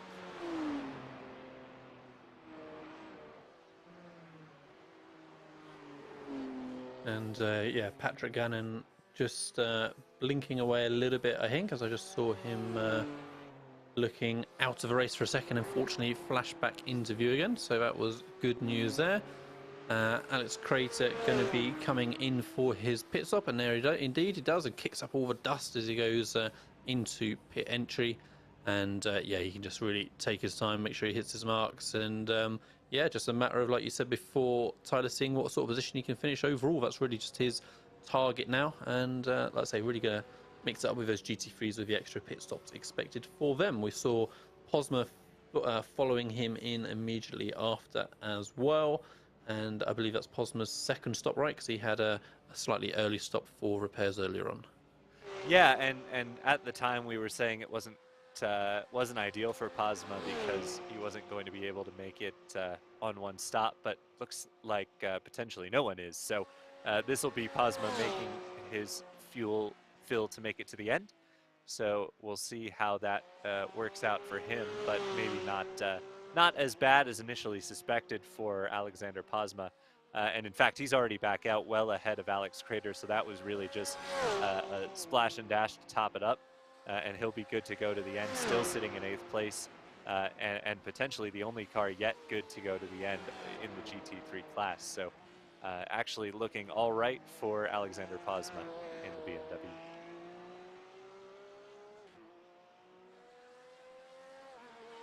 And still looking very good as well for Grebstad. Fletcher has pulled a couple of seconds on Grebstad since I last checked in, so back down to that 11-second mark. They're still running at a similar sort of pace, the whole way through the race. It's just been sort of ebbing and flowing a second or so in each direction generally. So yeah, good to see, and we'll. Let's say all it's going to take is a little error from Grebstad, and Fletcher could be well and truly back in the hunt. Ollie Morgan then looking fairly comfortable in that podium spot. We can see the 7-second gap over Martin just behind. But yeah, like I say, Grebstad just looking like he's had everything under control from start to finish. Kenneth McGrath and Lockie Brown both into pit lane now as well at the back of the GT3 field. And now if I'm, and this could be completely off base because I don't know how tight the fuel is on those GT3 cars, but if I'm Mark Fletcher, I'm thinking, all right, I am 11 seconds behind Hakan Grebstad, and at best, I'm probably pulling a second off of him per lap. At what point, do you think, what if I try a massive fuel save here, make it 8 laps, Grebstad can't, he has to top off, and try and just do something different. The Apex Racing Academy subscription on the line here. Why not just throw something at it and go for it? You've got 30 seconds in hand at least over Ollie Morgan in third. I'm always an advocate for trying something different strategy-wise. I think that's the way you got to go if you're Mark Fletcher. Yeah, certainly something he's going to be considering, I would imagine, but it's just going to be a matter of, are they anywhere close in the first place? If it's really, 7 laps worth of fuel that they're using, like you're not going to save a whole lap of fuel, I can't imagine, on top of that. Sure. But yeah, if they're somewhere close, then who knows? But I think you're right earlier, Tyler, that when we saw all the GT3s come in on lap 7, it probably shows us that's not going to be practical. But no, we'll keep an eye on those gaps. If we see Mark dropping off a little bit, then maybe that's a sign he is trying something different. Who will know? Ray Dominguez having a little bit of an issue. I think we're about to see coming into the hairpin, and Ray just steps out on him as he kind of transitions from the brakes to the turn in. But no harm, no foul. Little turnaround on the grass and back up to speed again. Yeah, not the first issue we've seen for Dominguez. Obviously caught in that chain reaction incident earlier on in the race. As we see the TCR lead battle, we should see these two heading to pit lane, just working their way through the little carousel now, so not far from pit stops at all for these top two. This is kind of the moment we've been waiting for in this battle, at which point things can kind of start off really, just kind of holding station for the entire first stint. This is really when we're going to see who's got a shot at the race win. So they work their way down the Duttinger Ho now, and they will be in almost certainly on this lap, trying to see who's going to have the race win. Now, the question is, does Weinrich try and jump Bartel heading into the pits? That would be an interesting thing, but it looks like he's backing off here. Yeah, he's not lifting, going isn't he? for the overtake, yeah. Yeah, no, it was a good call. So it could have been something that we saw where he tries to do it then, but I guess he's just going to leave it for the same situation at the end of the race instead. But we'll have to see. I presume they're not going to have an issue like hitting limiters or anything on the Dottinger Straight. So there's just Weinrich pulls out and can't get the draft pass. But we'll have to see when they actually try. Oh, very, very. I was so excited, Tyler. Very, very interesting with a split of strategy. Obviously, I feel like Weinreich, was anticipating if Bartel was going to come in, and just decided he was going to do the same no matter what, and that's why he left it to the last minute to pull back to the racing line just in case Bartel was the one to dive in. So all the top 3 TCRs continuing on for another lap at least. Yeah, so clearly the TCR's got quite a bit of fuel in the tank, which I was not aware of, but able to go for well past an hour now at this point, as we've got trouble for Paul Joseph Klist in the Apex Racing Academy. What's he done into turn one? Oh, there's a car racing in the pits. I think that's, is that Lucky Brown?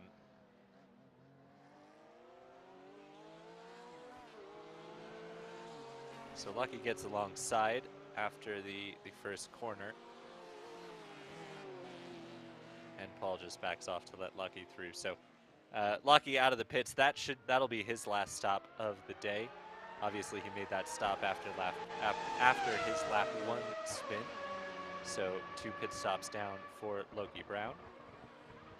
Here is James Forsdyke, who has been kind of in his own little world. You know, he hung on to the top 2 for a good chunk of the opening stage, as we've got a battle for third in GT3, but Forsdyke has dropped off somewhat steadily, if slowly, and now sits alone, really, in third, as we've got Martin and Morgan going at it. Obviously, that position initially changed hands in the pit sequence. Now Martin ahead of Morgan.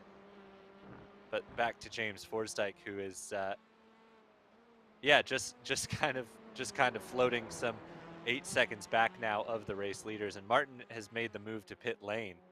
And Morgan is out. Oh, did we have a coming together in the battle for the final podium spot? Yes, I think we did. They were working their way here comes towards the the replay. pit lane, so I thought it might have been a strategic move, but with Morgan out of the race, what has happened here? Are they going to get tangled going into pit lane? They are. are. No. So yeah, goodness. one stuck in the wall for Ollie Morgan, and one just pits. So really unfortunate for 2 cars there. I mean, we'll have to maybe have a look at a different angle at some point, try and see quite what's going on, but obviously looked like more of a reaction, maybe, wasn't it, from the car ahead trying to cover off the car behind him and you know, take the same strategy call. But yeah, really unfortunate for both those, and that promotes Patrick Gannon back up into third. So yeah, let's have a look again as yeah, Morgan it is that's behind Martin. Yeah, just so late coming across, right? Like Martin wasn't in pit lane within the pit lane stripe going the whole way on the approach. So yeah, not really kosher on that one, but yeah, unfortunate certainly for the both of them there.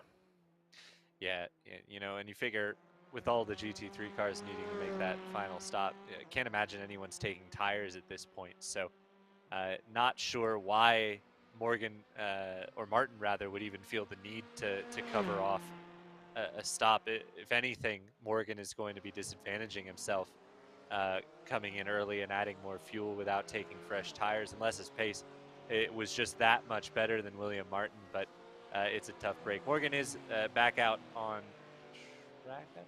No, sorry, he's still sitting in the pit lane on my timing. Oh, he is back out on track. Okay. Yeah, there he is. So he's taken the tow into the pits. Obviously, that'll be about the shortest tow you can do at the Nürburgring. If you're gonna have a crash, that's the place to do it. But with that tow, Morgan back out now in 6th place with Alex Posma hot on his heels. Is that David Flanagan? Yes, it is. David Flanagan not too far behind them either. Yeah, so let's say looking pretty close at the back end of the top 10 now, the way that's shaken out. And oh, I thought it was going to be contact there between Morgan and Posma that time by, but Posma just about getting on the anchors enough. And Tihov is into pit lane as well from 11th position in GT3. And yeah, I think we'll see Posma trying to maybe make another move anytime soon on Morgan. He obviously feels like he's got a little bit of pace advantage right now. Yeah, certainly. And we know Posma is good to the end. Obviously, assuming Morgan did take some fuel when he towed back in, he'll be good to the end as well. Not sure. I'll have to check if Flanagan has been twice down the pit lane. But Crater back into the pits, Tyler. That's a good not point. good news. That is a second stop for the Porsche leader. And he's got front end damage. That looks, and there is Coates going by. You can see him on the front stretch now. and Crater has left the race. So Braden Coates, by virtue of being the last man standing, looks like he might sneak a Porsche Cup win here. All about that survival. But yeah, I mean, really unfortunate for Creative Air. Perhaps we'll be able to see what the incident was in a minute. Depends how easy it is to find on the event system. But yeah, Creative looked like he had the race under control. And yeah, a lot of damage clearly on that car, which is unfortunate. No such trouble for the leaders still in the TCR class. Bartow and Weinreich still just in their spots they've been for, what, an hour and 15 minutes probably. At this point, they've been copying this position, and yeah, still yet to make that pit stop. And we're going for the replay on Crater. I don't know if you got a view of this replay, I do not, Tyler? no. Yeah, unfortunately. Hopefully you, the viewers out there, can see it, but unfortunately it's not quite coming through for us. But yeah, it was a hard hit, unfortunately, for Crater from the looks of it. So yeah, unfortunate for him to take him out. So it was a good Yes, hour, 20-minute test session. Yeah, he just ran wide on the grass is what happened. Watching it back on the YouTube stream, but yeah, it's a tough break for the Porsche Cup leader, but he is out of this, and Braden Coates now holds that lead. But this is the battle for TCR lead. I'd have to believe these drivers are going to be in this time, as they've got the overall race leader not too far behind them on track. Hack and Grebstad closing in quickly here.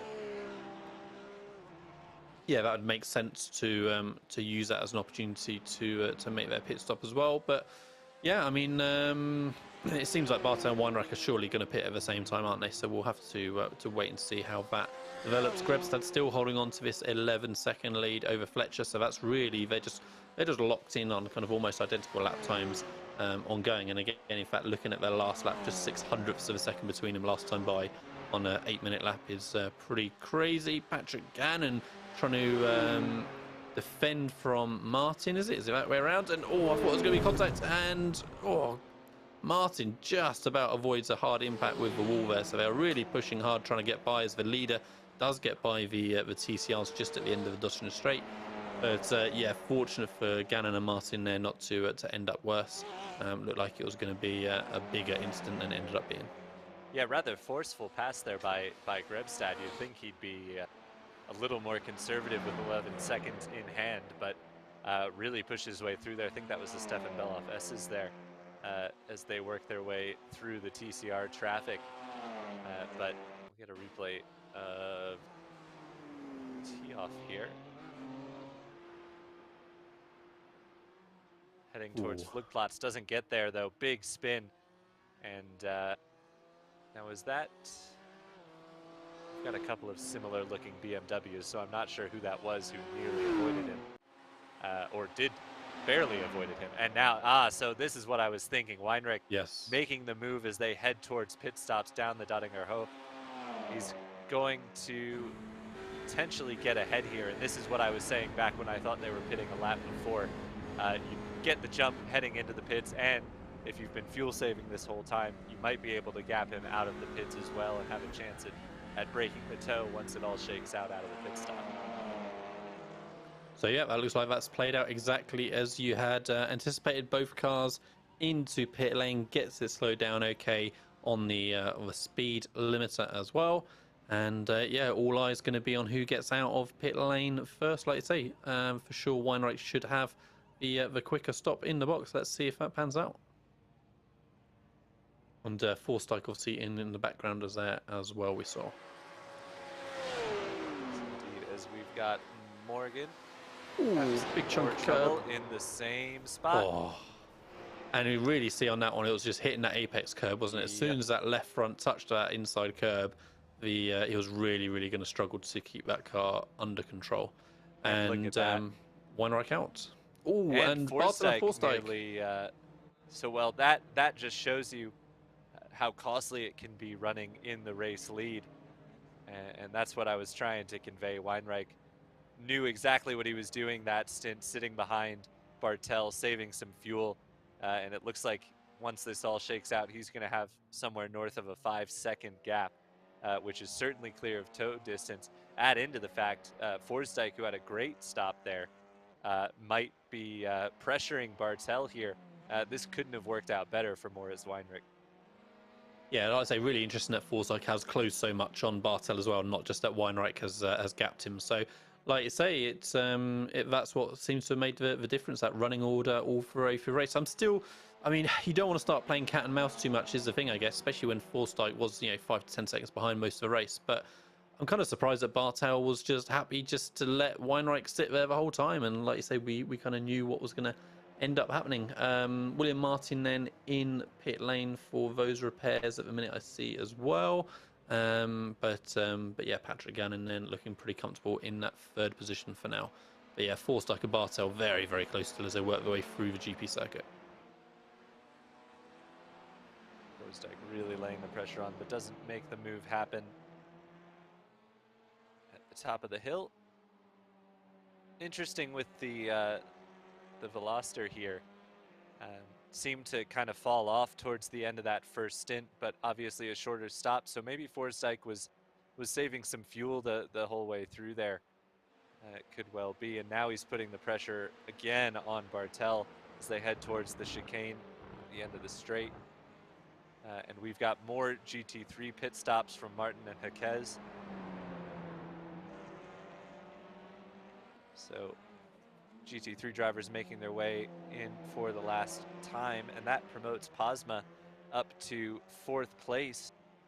This has really worked out quite well for the driver who we saw spin earlier. Yeah, and I believe, and I don't think Posma's going to need to make a splash and dash because I think he's been in twice already, right? So yeah, he's looking very comfortable. Yeah, and that's what, yeah, he came in right 1 lap after the rest of the field, essentially, having already made a stop for fresh tires after his spin. So that has really worked out well. I don't know if Gannon has made his 2nd stop yet. It looks like he has not. So the top 3 still owe us a pit stop, I believe. No, I'm sorry. Yes. Gannon has. Am I getting that mixed up? I think Gannon. I think the top 3 have only been in once. I believe. So yeah, we'll see how that shapes out as they continue on. But yeah, I feel sorry for Bartel now. He's had that whole first stint with Weinreich, within half a second of him, and it could well, unless he can gap Forsyth now, have the same in this last half hour with Forsyth just sitting behind him the whole way. Yeah,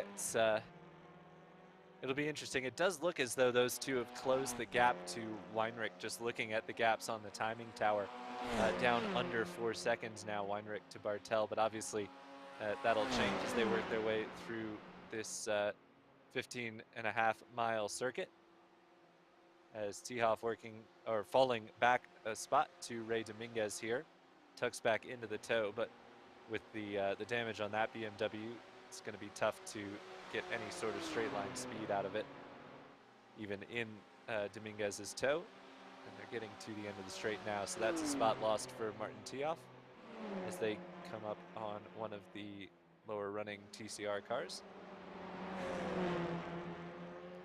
The other interesting thing I'm noting just now, Lee, is that battle for 4th between Reagan and, well, it was Reagan and McGrath, wasn't it? And McGrath now some 2 minutes off of Reagan in 6th, and he's actually just pulled into the pit lane again. So maybe trouble for Coy McGrath here. And Cameron now inherits that 5th place.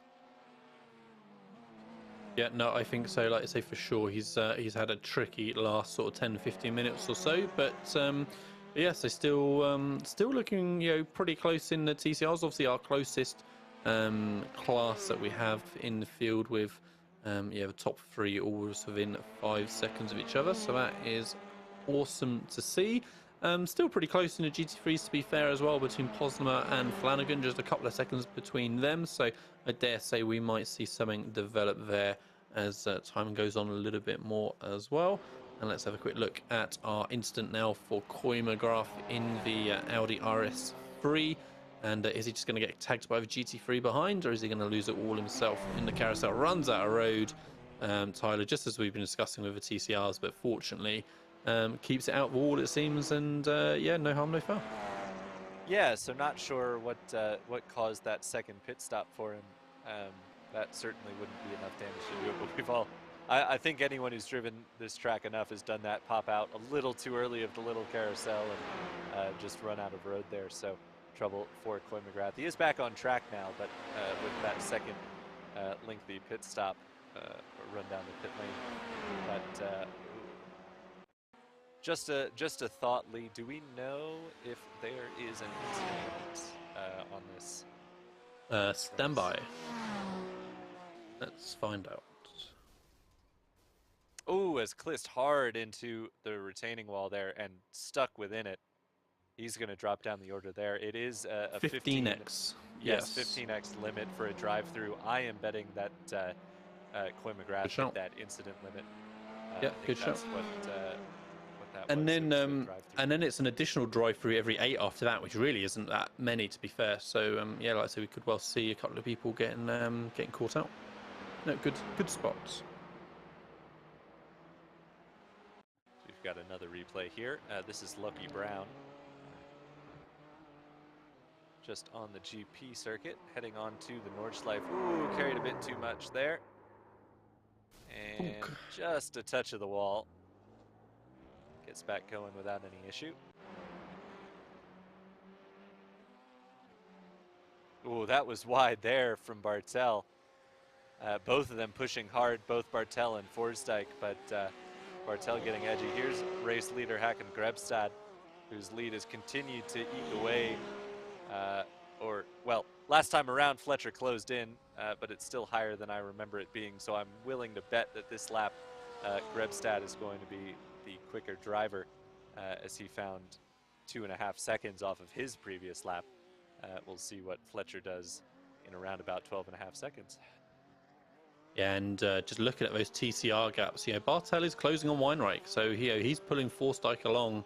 There were up to 3 seconds now on Weinreich, and like you rightly said, it was 5 as they came out the pits. So we'll see if they can keep that going. And of course, once they get to within second half or so, they're going to start to feel the toe pull them along a little bit from Weinreich as well. So that'll be really interesting to see. Yeah, it looks like Fletcher was 1.5 seconds slower that time by than Grebstad. Yeah, so it continues to ebb and flow at the front, but I think Fletcher doesn't really have anything in the bag in terms of pace. He's certainly, both of these drivers, pushing as hard as they can. Both, of course, still owe us a stop, but with a significant margin to third place in class, they won't have to worry about losing these top 2 positions. But at the moment, it is certainly Hakan Grebstad's race to lose in the GT3 class. And of course, these drivers racing for subscriptions to the Apex Racing Academy, which you too can join. You have access to 29 data packs with setups, track guides, weekly group coaching sessions, and more. And of course, it's all integrated with VRS, the virtual racing school, and their tremendous comparative telemetry features. So lots to love from the Apex Racing Academy, so check them out if you are interested. Keeping an eye here on Fletcher, working his way back onto the Nordschleife for the 12th time. And he heads downhill once again. Yeah, just imagine if Fletcher had managed to get his qualifying lap in. That could have really made a difference, couldn't it? Because we've seen that he's had very similar pace to Grebstad. Really, he's not lost a huge amount of time since getting into second position. 4 seconds or something, I think, over the course of an hour. And yeah, it's just the fact that he had to work his way through the field that cost him those 10 seconds in the first place. So yeah, it could have been a really interesting battle between the 2 of them. But yeah, very evenly matched, it seems, between the Porsche and BMW for them too as well. As we have a great view off the nose of Mark Fletcher as he continues that hunt for the last 25 minutes. Well, and we were talking about how important was qualifying going to be for these drivers, and that just tells you there, Fletcher, the first car who didn't put a lap in. Imagine if he had, it would it totally change the complexion of this race. So that kind of gives you a sense, and that's something these drivers are going to keep in mind for the 24-hour. That qualifying effort is going to be important, it's interesting. I know a lot of drivers look at the 24-hour as a race of survival, And it absolutely is, no doubt about it. It's the first thing you have to do is make it to the end. But once you get to a high enough level of competition, the top, I don't know, 5-10 splits of the race, you start to get to the point where, yes, it is a race of survival, but enough cars are going to survive that you need to have some pace too, and you need to kind of maximize your efforts, and qualifying is one of those. Same thing with executing the pit stops and the pit stop strategy. Not getting those off tracks. We saw the drive-through penalty for Coy McGrath.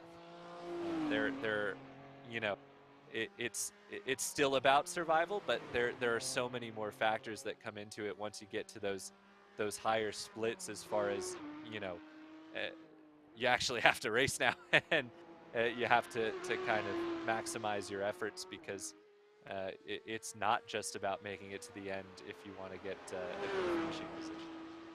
No, absolutely. Like I say, it's no good just hooting around and assuming you're going to get a good result. It's still about those fine margins that you can find, and yeah, let's say good examples there for sure with the qualifying efforts from the different guys. So yeah, Brandon Coates having a very lonely, well, it's been a very lonely race for him all round, but yeah, certainly now that he's really the lone remaining Porsche Cup car. But yeah, after his one issue kind of earlier on, he's been looking pretty clean ever since, and he's hanging on for a 10th position overall at the minute. So we'll see. I mean, he's got 25 minutes to not let Ray Dominguez and the GT3 behind him overtake. So we'll see how that progresses. But yeah, top 10 overall for now. 14 positions gained from the grid. And of course, it was a wild first lap for Coates, who started at the front of the Porsche Cup class, and we saw him have a wild ride, trying to chase back the lead from Alex Crater. That's where he got that front end damage, a little bit of contact with a GT3 car that was coming through. But at the end, as you said, it's all kind of worked out for Braden Coates, and it's been a lonely race after that first lap. And I think he'll probably take it at this point, claim your prize, and put in the laps and get some practice for the big show next weekend. Yeah, for sure. Like I say, it's just, that's the key, isn't it? It's the practice element for these guys, really, what it should be. What does it feel like running a double stint? Where am I going to have issues with traffic? How does the track feel different over the course of those 2 hours? It's all good information for them. Of course, one element they haven't got to experience is the time of day change so much, but like I say, otherwise, yeah, even for the guys that may be a bit disappointed with the results out there tonight, hopefully it will be useful stuff going in for next week for sure. Looking at the TCRs again, looks like Bartel was just kind of paused on kind of closing any further on Weinreich. For now, he's still sort of 3.5, 3.7 seconds back. But yeah, Forsdyke certainly looking like he's got a bit more pace this stint so far. He's just not kind of really being dropped as we saw in the first stint. But then, of course, Bartel hasn't got the draft in front like he did earlier on, or like Weinreich did earlier on. And this is a tough position to be in if you're James Forsdyke, because you don't want to race Bartel here, because you want Bartel to pull you forward to Weinreich. But you got to have in the back of your mind that the last time those two were together at the front, they worked together to pull away from you. So yep. It's, you kind of have to decide, am I going to fight him and try and grab second? Well, I know I still can, and he doesn't have the toe. Do I have the pace to maybe pull him up to Weinreich, or do I wait and hope that he can pull me forward and we can have a fight, between the three of us at the end? Certainly this stint is not the same as the first one, especially early on in the first stint. This time these guys are battling for a win, so it's much less likely they're going to be cooperating as they were early on. But there's a lot that you need to be thinking about in any endurance racing, and certainly Forsdyke in a position where there's a lot of options on the table for him, and he's really got to be thinking carefully about what the best choice for him here is. It's a tricky one for sure. Like I say, he's he's got a little bit of time to keep weighing it up, decide what he's going to do. But yeah, they're not really. I don't really think they're going to be able to pull themselves up to Weinreich together. It's just about whether Bartel can get that ultimate pace in, or whether Weinreich has a little error just to give him a sniff. So yeah, it'd be not much longer now to find out. So we're coming towards the end of lap 13, 1 hour 40 minutes gone, 20 minutes remaining in this finding speed community race from the Green Hell. And the TCR's especially been doing a great job of putting on a bit of racing for us, with the top three pretty much nose to tail for the whole 2 hours. Yeah, it's definitely been the race to watch, as it always seems to be with the TCR cars. They put on such a great show. As much as I am not a fan of the front wheel drive style of racing, I can't deny the show it puts on is tremendous. So I'm glad there are drivers who do like to race them who put on the show for us. As we've got, I think that's Posmo working his way through this battle for second, and that's going to split him up. Yep. He's put Forsdyke a decent ways behind there. We'll see how it goes with Bartel if he loses a similar amount of time, and indeed he does. So not too much of a net loss there for Forsdyke. No, but and they he's both got the lose run as out. well. They both lose out significantly to Weinreich, which is the big concern for these two now. And and so it looks like Weinreich's not going to have to deal with him until they are on the Dottinger Straight, so it's going to be no issue for him potentially, depending on how quickly the GT3 gets there. So like I say, really didn't help Bartel's push, and we see that they've lost like 2 seconds to Weinreich on that one. So that could be that little attempt over, and it's all about who can get second and who can get third on the podium spot. Yeah, and indeed, there you go. Perfect timing. The GT3 literally gets there as they get to the Dottinger, and then Weinreich's got a little bit of draft for a few seconds as well. Yeah, really could not have worked out better for our race leader in TCR. So that, it's never over for sure in a race around the Nordschleife, but that certainly helps Weinreich seal the deal if he can, as long as he can complete some clean laps before this is over. Probably 2 more for these drivers working their way on lap 13 for the GT3 leaders.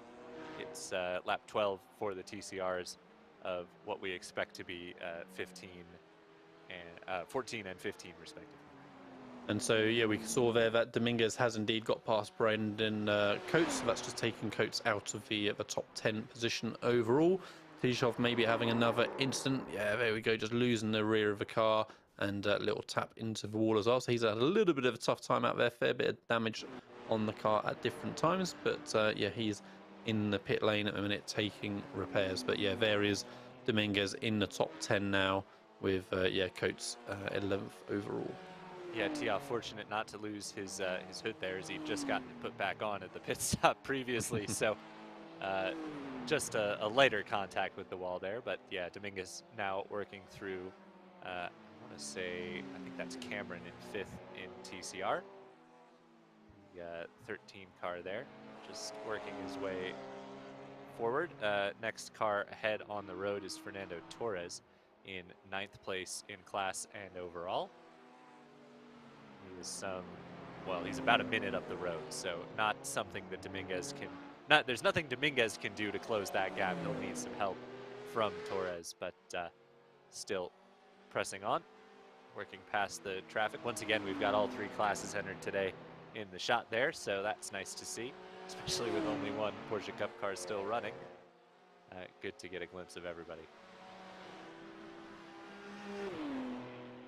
Yeah, like I say, very, very lonely time out there for Coates, but like I say, a bit of traffic to have to manage as well is all good practice. TCR's still kind of as they were. Weinreich still got that 5-second gap over Bartel, and Forsdyke still hanging on with that half a second gap. And Coates is about to get overtaken by Lockie Brown in a moment as well, to lose another spot overall as he makes his way past the TCR at the same time. The GT3, looking to go around the outside of a TCR in the background. That made me a little bit nervous, but looked pretty much under control, and now a nice clean run out. Yes, it certainly was under control, but I think we both just know that that's a place where it's tough to be under control there. It takes a lot of cooperation, and the TCR car there certainly was cooperative, but it could have been a lot worse. But yes, we see Coates there all by his lonesome working down the Duttinger Hoe for the 12th time. We'll come around to take what should be 2 to go. Oh no, so sorry, he's on the lead lap, isn't he? So this will be the 13th trip. No, he's far behind us. Sorry. It's tough to keep track of where everybody is, but still, that is his 12th time down straight, but he is on the lead lap. Grebstad about 3/4 of the way through his 13th lap right now. So. Yes. And so, I mean, we could get this little splash and dash from the GT3s coming soon, I guess, as Grebstad is sort of 3/4 of the way through this 13th lap with 15 minutes remaining. So they've only got a couple of laps left in total. So we'll see if this is when they decide to take that stop.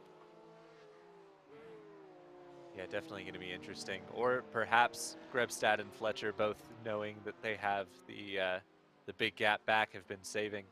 We'll have to wait and see. I'd imagine they're just running it essentially till it's dry, but here's that was Lucky Brown going by Coates, I believe, with the TCR of Regan up ahead.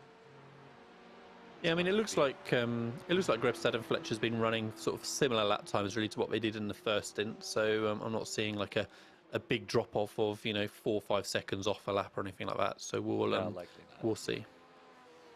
Yeah, I think you're right there. Certainly wouldn't. The times wouldn't make sense for a save. So I'd imagine we'll see Grebstad in a couple laps time. They just looked faultless the whole way through, isn't it? I mean, we've obviously not really had a reason to watch him for a huge amount of a race, but we've just not seen him put a foot wrong. We've not seen him get kind of tangled with any traffic. Can't see any little bits of damage at all on the car. It looks kind of pristine as it came out of the garage still. So yeah, look very, very tidy for Grebstad, well under control the whole race. Yeah, certainly, and that. Can't deny that qualifying effort on pole helped him, able to scamper away at the beginning and really stretch it out. And we already discussed the impact of Fletcher not being able to put a lap time in, but by the other side of the same coin, Grebstad being able to put a lap time in has helped him massively, and it kind of it shows how important it is executing on all those fronts. So.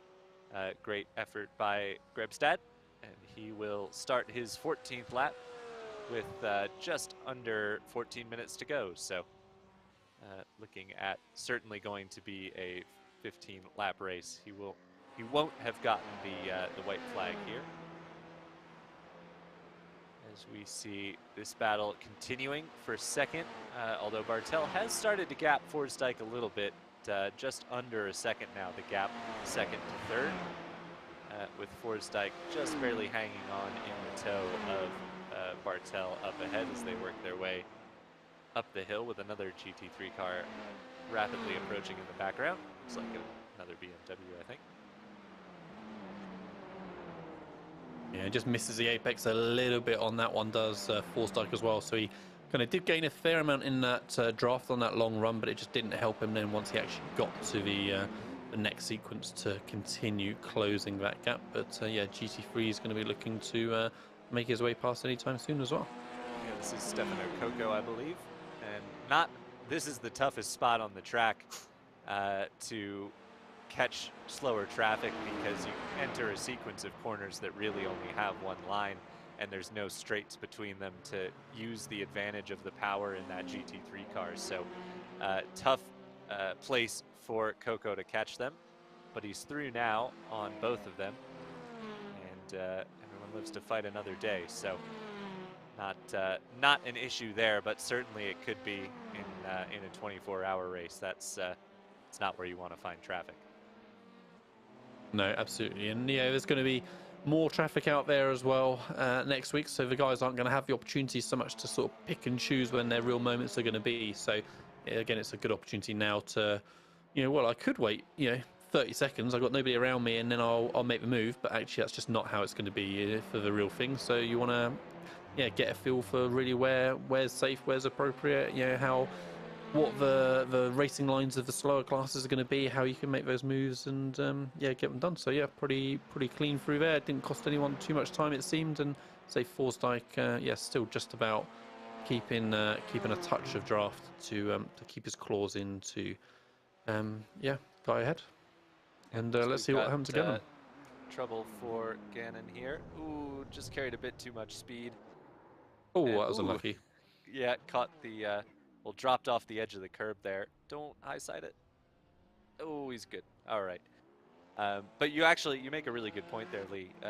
Talking on, we've already hit on a lot of the advantages of practicing in a race format.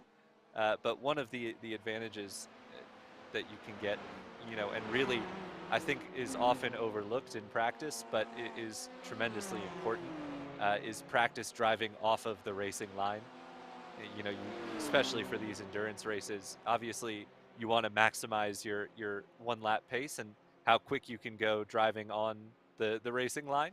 But there's going to come a time where you have to drive off of the racing line, and you really want to know before it happens in the race what it's like to be forced off of the racing line. So just another one of the advantages that these drivers get practicing here in this Finding Speed League community race.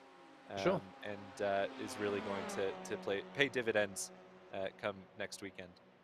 So Posma unexpectedly come into pit lane and made a little splash and dash. We thought he was going to be okay because he was kind of off sequence already, but nonetheless he came in and is back out again already. Fernando Jacques Wingsiever is in pit lane at the minute, so he's taken his little bit of fuel to top him off. And anyone else that has only made one stop in the GT3s, we should be expecting next time by. Yeah, certainly so. This is a tight battle here for 10th. Lucky Brown, who's been on the recovery drive since the start of the race, with the opening lap spin, is putting all sorts of pressure on Ray Dominguez for a spot in the top 10 here. A couple of BMWs working their way down the backside of the circuit. Heading on to the Stefan Beloff S's here. And, ooh, that's not a good line there for Dominguez, and Lucky Brown closes right up, but not a place to pass here as they head to the little carousel. Ooh. Unless Dominguez completely misses the little carousel altogether, and Lucky Brown slides on through.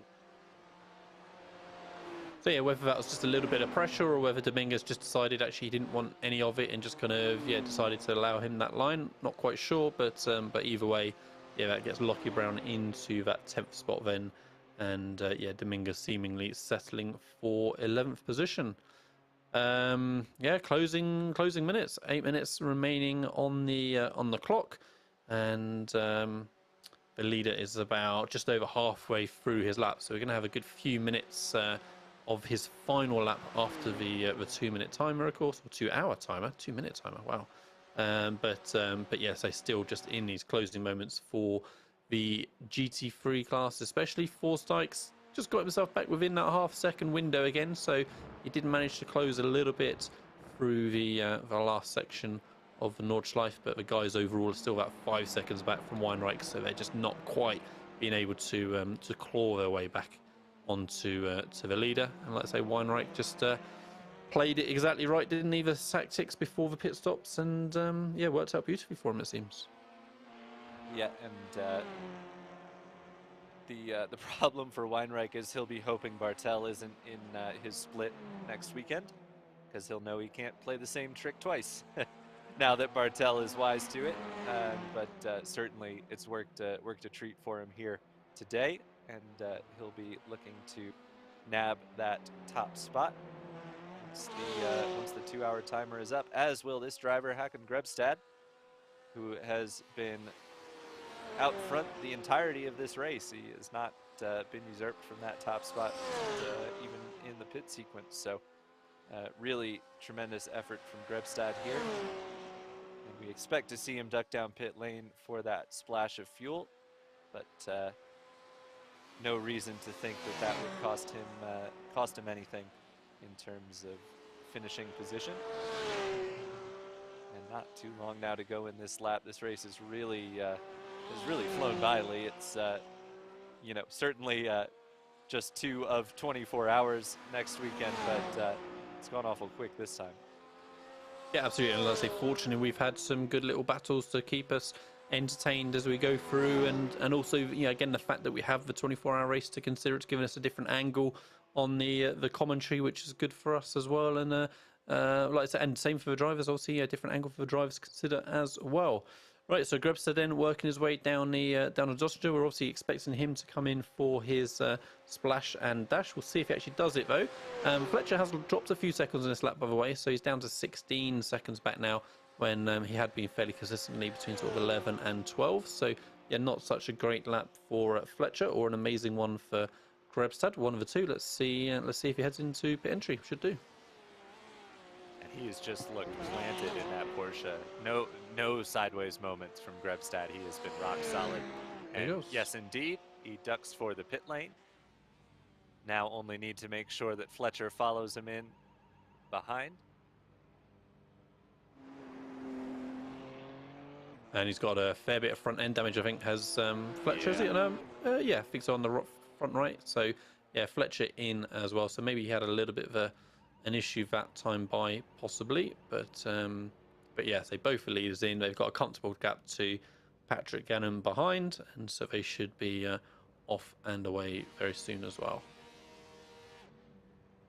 And right on cue, Grebstad has gone before Fletcher even stops in his box. So comfortable, I think, is the only way to describe this race for Grebstad. He's been rock solid out in front. Not to say he hasn't been pushing and putting in absolutely tremendous laps, but he has just been easy breezy out front for sure. And William Martin recovering from his incident earlier on, trying to make a spot on Alexander Posma. So yeah, closing moments of the race, and battle for 6th position in the GT3 class. You can see Martin is trying to give Posma a bit of a hurry up as they work their way through the carousel. And yeah, let's stay on board for a little minute and see how much of a rush Martin is to get by. I mean, he actually probably wants to be, because Coco is only a few seconds further down the road. We just see him flash around the left corner at the top of the hill there. So Martin doesn't want to sit here for too long. He wants to get by Posma and have a chance to challenge for that 5th position as well. Let's see how harried Martin is going to make this. And he has a little bit of a moment on the brakes, loses the rear just momentarily, catches it all right though, and that just loses him that momentum, and he's going to have to build back up to that again, get right back on the rear wing of Posma, is sliding around as well mid-corner. That's allowed Martin to close straight back up again, and Posma just misses the apex slightly as well, runs out onto the grass on the outside. Yeah, Martin feeling much more confident at this point in the race over Posma, and he's just waiting for his opportunity to get by. And now both of these drivers have been twice down the pit lane, or 3 times in Posma's case, as they're side by side here. Oh, nearly contact. But what I was going to say is the 2 drivers ahead of them have not yet made their 2nd stop. So this could well be the battle for 4th and 5th when it all shakes out. And Martin has now claimed that position from Posma. Certainly looks like he's got a better car, maybe some better tires under him at this stage of the race. As Posma slipping back, doesn't look like he's going to be able to challenge Martin, but they are coming up to the long straight, and as long as he can stay in tow range, he'll have some fight in him for sure. And Martin not able to get away. Oh, but Posma runs wide, and so all he needed to do was stay in tow range. Instead, he puts it in the barrier, and now he might not even make those spots on the drivers ahead who need to pit. So a costly error there for Posma. Yeah, it looks like he's got big damage. See how badly he's crabbing now, so he's going to very much struggle, I think. I wonder if he just got psyched out a little bit at the end there, because Martin took a very different line going into the corner, like went very deep and wide, and really tried to like square off the corner. And I wonder if that just threw Posma off slightly on his kind of brake marker or turning point, or one, you know, combination of the two. And yeah, unfortunate for Posma there, but yeah, Martin's going to try and continue closing on Coco, who you're right, you say should be due a pit stop anyway. But yeah, Martin looking like he should be regaining a couple of those spots. Flanagan in from P4. Yep, so seeing the last of those stoppers, Gannon, we know is good to the end here. Flanagan in. We expect Coco in as well. And Martin should stay out. So the interesting race will be Martin and Flanagan. Because there was a decent gap between those two. We know Martin is good. Now, where is Flanagan? Has he left his box yet? No. Oh. So, well, this is going to be maybe the race to watch towards the end here, as Flanagan is off some 3, 4, maybe 5 seconds behind Martin. Interestingly, looking at the best lap times, it looked like Martin's well and truly got the place on Flanagan, though. 8:10 fastest lap for Martin, and 8:18 for Flanagan. So yeah, Martin should be comfortable. And here comes Forsdyke. Yeah, a move here from Forsdyke. Maybe a lap early. Might want to save that for the end of the race, but he's got second place. Maybe he thinks he's got the pace to gap Bartel here. But as they head around to claim the white flag, it's Forsdyke in second in TCR. Oh, but he dives to the pits. He's short on fuel. Yeah, so I guess he just didn't expect him to go that one lap extra somehow. Like, strange for Forsdyke. He obviously pitted the same lap as the other TCRs and short fueled it. Unfortunate. Well, that explains how come he was so much closer.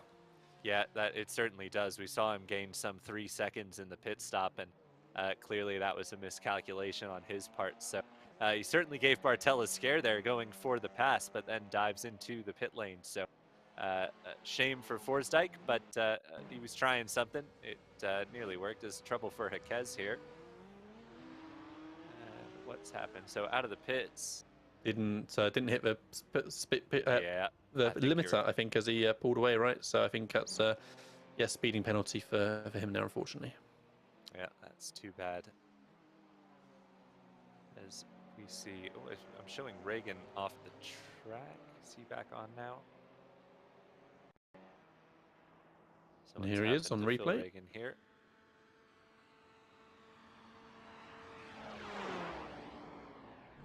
Yeah, just run out of road ever so slightly. Yeah.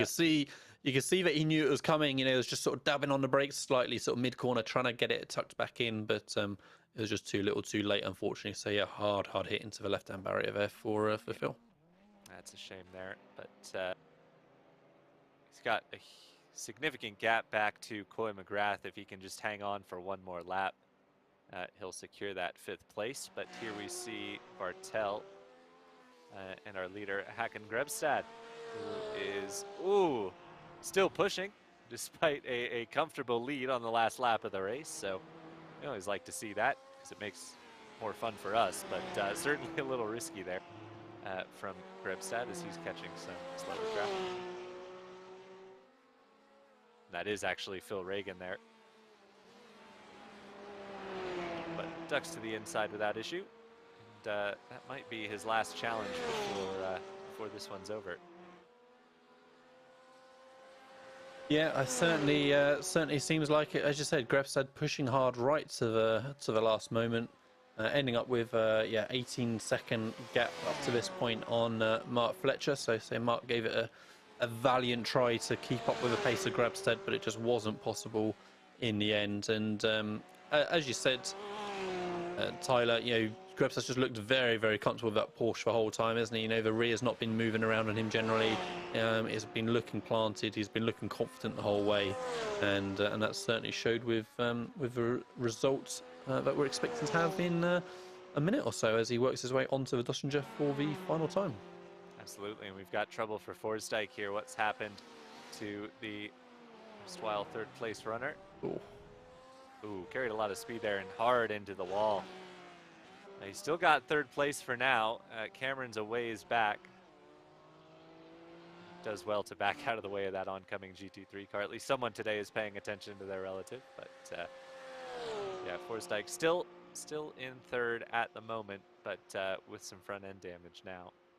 As Grebstad is nearly done with this lap, working his way around the final corner.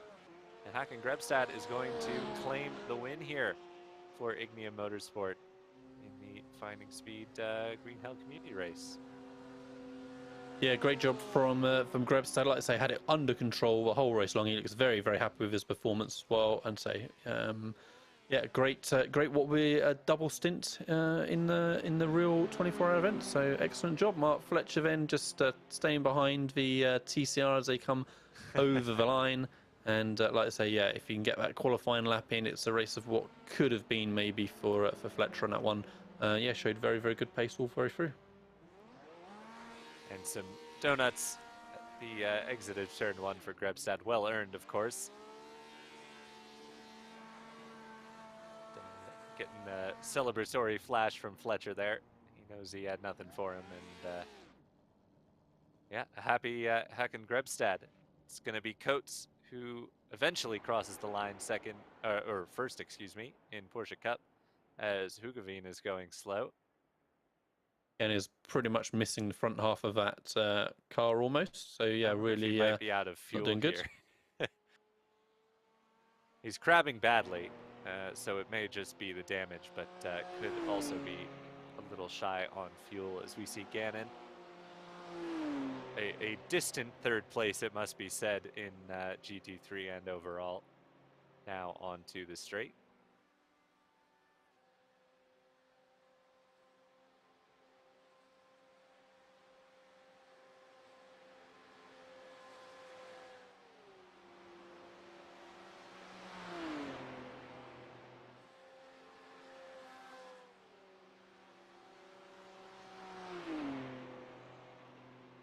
Yeah, and so really was like a best of a rest finish for Gannon. Like I say, he looked pretty consistent most of the way through the race. You know, a couple of little hiccups here and there, but you know he followed the strategy with the 2 stops, same as the leaders.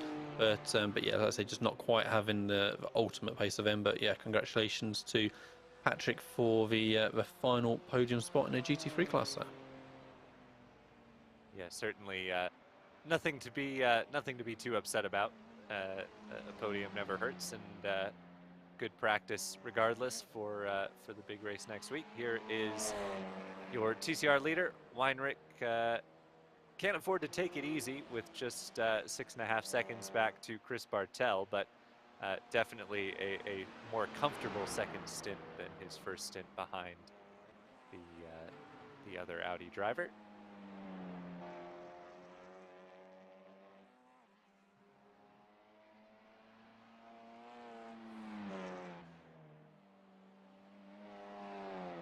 Definitely still pushing there. He's hanging it out a little bit on the curbs, but he'll be properly happy with that, I'm sure. Assuming he can wrap it up. I shouldn't speak too soon. Yeah, I mean, we already seen with Forsyth, you know, having a big hit right at the closing moments. So yeah, you never want to count your chickens too soon, especially at a track like Nordschleife. Especially when you think it's done and dusted, right? You know, a momentary lapse of concentration is all it's going to take, and you've ruined all your hard work for the previous stint. For sure, as we see 4th place, William Martin. A nice recovery there for William. Around the final corner, he will grab 4th in GT3. Oh, and he ducks Via into pit the lane. pits here. Hopefully his pit stall is after the start finish. Because otherwise, Flanagan is not too far behind. Yeah, he's already crossed the checkered flag. It's that annoying trait of F1 tracks, right? Where I don't understand why the finish line has to be so much before the start line. So you know, let a car race out the last corner all the way down to the start line. That should be the finish line. But yeah, so he got that 4th position. Flanagan, yeah, finishing then in 5th. And Coco, who will cross the line in that beautiful purple and yellow car. A little weave back and forth, claims 6th place. Now on to the final straight for our TCR race leader, Moritz Weinrich. Got the BMW of Lockie Brown behind him, but looks like Lockie's backed off a little bit there.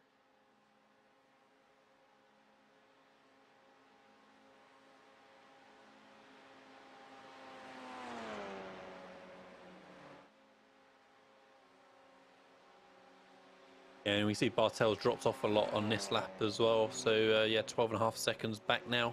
So yeah, that challenge really did fade completely by the end. But As you said earlier, Tyler, it'll be interesting to see, what Bartel thinks. Does he go, well, I didn't want to mess around in the first stint, I'll just run my race and see where I finish, or is that really a lesson learned of, I can't let someone just sit behind me all race long. It'll be interesting as to kind of what his view on that is as he moves forward. But yeah, congratulations to Weinreich. Like you said, Tyler, right from the very beginning, played the exact strategy right from the start. Absolutely. There is Bartel crossing the line in second.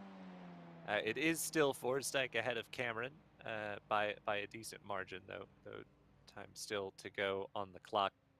Just a few cars left to finish, including our one and only remaining Porsche Cup runner, Braden Coates. There he is, working his way down the Duttinger-Hof for the final time. A little bit beat up still, that Porsche, but I don't think he'll mind very much. Get to claim the spoils. There you see Forsdyke up ahead, so it looks like it will be a third place for James.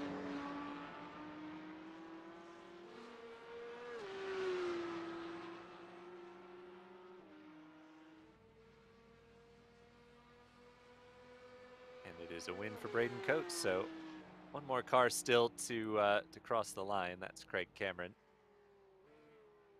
Well, he's got 5 minutes to do so. Before the timer boots him, I think. But there's some donuts for Coates. Another deserved win, even if it was just a matter of outlasting the competition.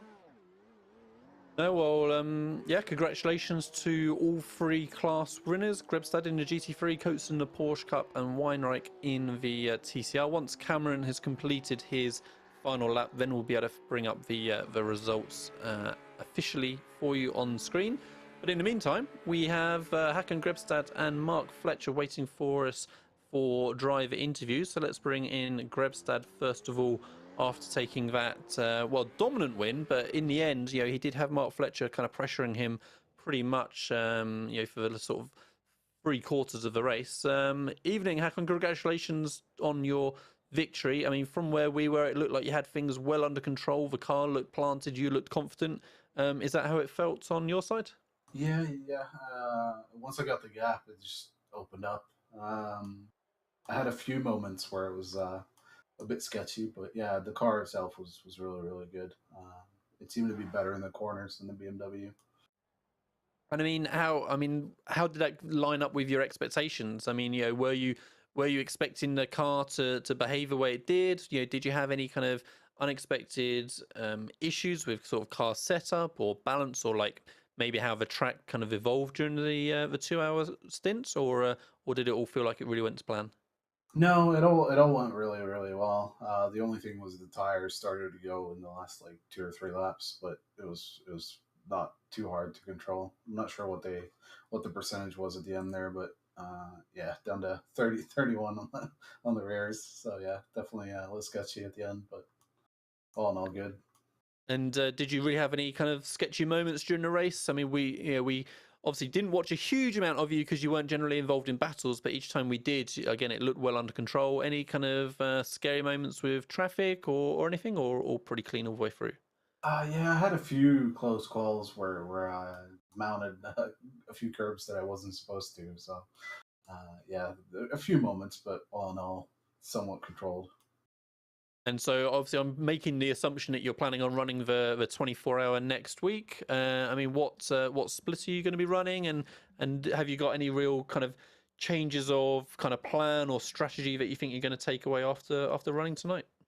Well, it's nice to see the Porsche is able to hang with the BMW. I did some testing earlier in the week, and the BMW seemed pretty strong, but obviously it's got balanced now with a bit more weight added, and I think it's like half a percentage off of its power. So it was a good test to see if the Porsche is viable for the next for the 24 hour. Um, no idea what split I'm gonna go with, but yeah, I'm gonna have to yeah see what the team thinks which split we're gonna do. Yeah, okay. Things to figure out in the next few days, and awesome. And obviously, you're going to be representing Ignium Motorsports, I presume, since that's what we have you registered here for tonight. So yeah, good luck to yourself and the team next week. And like I say, from the performance you put on tonight, I'm sure you should have a good opportunity for some good results. Yeah, let's hope so. Awesome. Right. Well, thank you very much for joining us, Hakan. Hopefully, we'll see you in future special events here at Finding Speed as well. Yeah, for sure. Thanks. Right. Thank you very much. So yeah, so next up then we want to be having a quick word with Mark Fletcher, finishing in that second position. Like we say, he gave Hakan really quite a close run through the sort of final 3/4 of the race, but unfortunately it was that qualifying lap that we think just didn't work out for Mark. So yeah, good evening, Mark. I mean that's obviously how we saw it. You weren't able to get your qualifying lap in, and that's that created that 10-second gap, which you always had as that buffer really from Grebstad through the race. Yeah, the qualifying lap ended quite significantly in the barrier, which wasn't really what I was wanting. But yeah, trying to get through that traffic at the start was good fun. But yeah, I was talking to Hakon before that the guy's incredible round here. I was really trying. But yeah, it looks like we're running the Porsche next week. Yeah, okay. So that, I mean, that was going to be one of my questions, and one of the questions I asked Grebstad, like, yeah, what do you have any changes of plan after doing this, test session, if you like? And yeah, you want to give a Porsche a good look over the next few days and see if you're going to make the switch. Yeah, definitely. I mean, that's the good thing what Russell does here. It's a double stint for everybody to do, so you can really see who you're racing against. Obviously, we race with Hakon quite a lot in the other Finding Speed championships that we do, the GT championships. So we know he's got pace, we know he's quick, so we can kind of look at what we're going to run next week. So yeah, we're definitely going to start testing in that. And I mean, apart from the trip into the wall and qualifying, like how did the rest of the race run? You said you pushed hard all the way through. I mean, did you have any real big heart and mouth moments? How did you find traffic as well? To be fair, the BMW is fairly steady to drive. It was just a little bit loose coming up towards the carousel around the two left-handers. I was mid-accident at least a couple of laps on the trot. But yeah, apart from that, traffic was great, to be fair. We didn't catch a lot. I think just because of the speed difference, it was pick your spot with them, and yeah, they're all pretty good.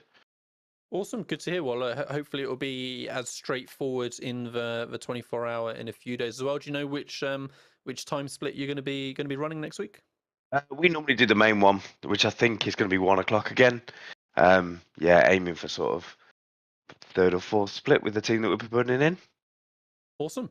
Well, I'll say if you find the Porsches to your liking, then hopefully you guys will be able to get a good result out there next week in that 24-hour. And yeah, congratulations on your second place here tonight. And hopefully we'll see you back for more special events with Finding Speed as we continue through the year.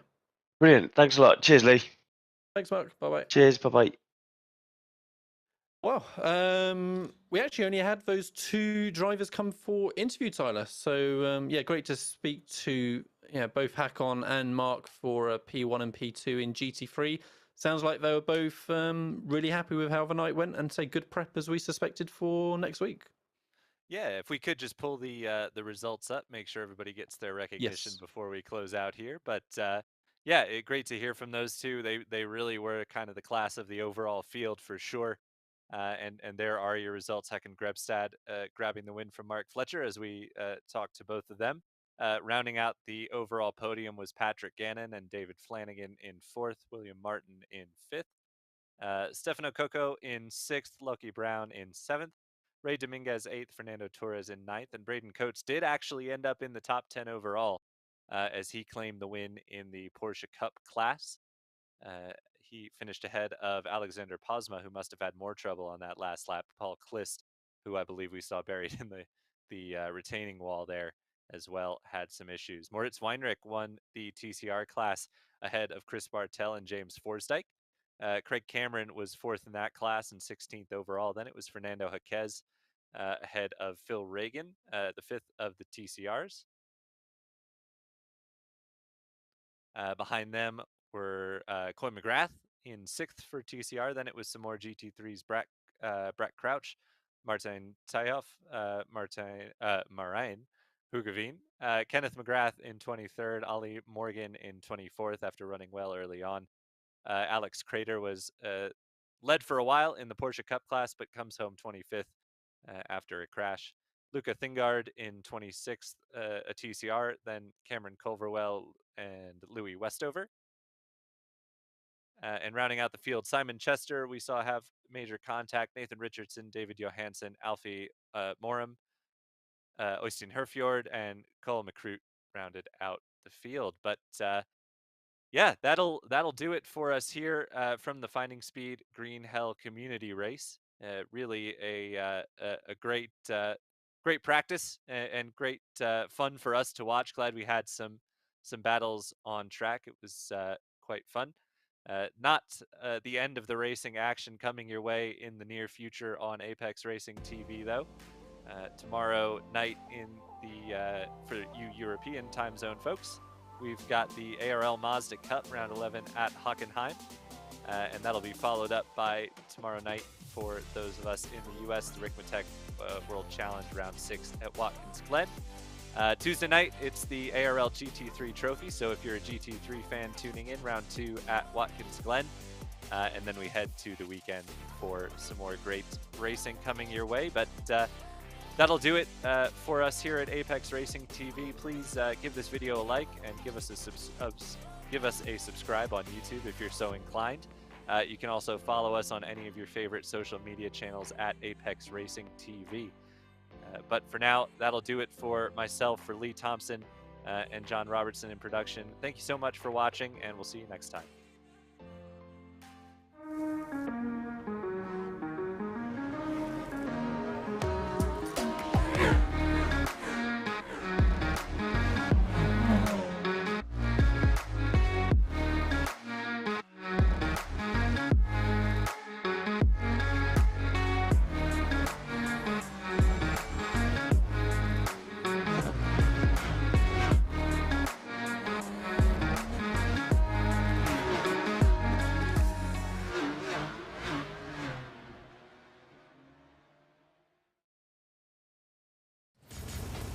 Are you struggling for consistency in your sim racing? Does your iRating look like a roller coaster? If so, we have good news for you. The way to get more consistent is to first understand what you're doing differently than the professionals. And VRS is the answer. With our competitive subscription, you will have the telemetry, setups, tutorials, and everything else you need to fully analyze your driving. Our data packs and the ability to compare your driving with the best in the world will show you exactly where to adjust your inputs, change your driving line, and shave seconds off of your lap times. And our powerful and precise Direct Force Pro wheelbase and precision pedals are being used by some of the world's best drivers. All these champions agree that VRS hardware is not just the best on the market, it's also priced well below the competition. So if you're looking to upgrade to direct drive and the best pedals in sim racing, VRS is your answer. If you want to get better, get faster,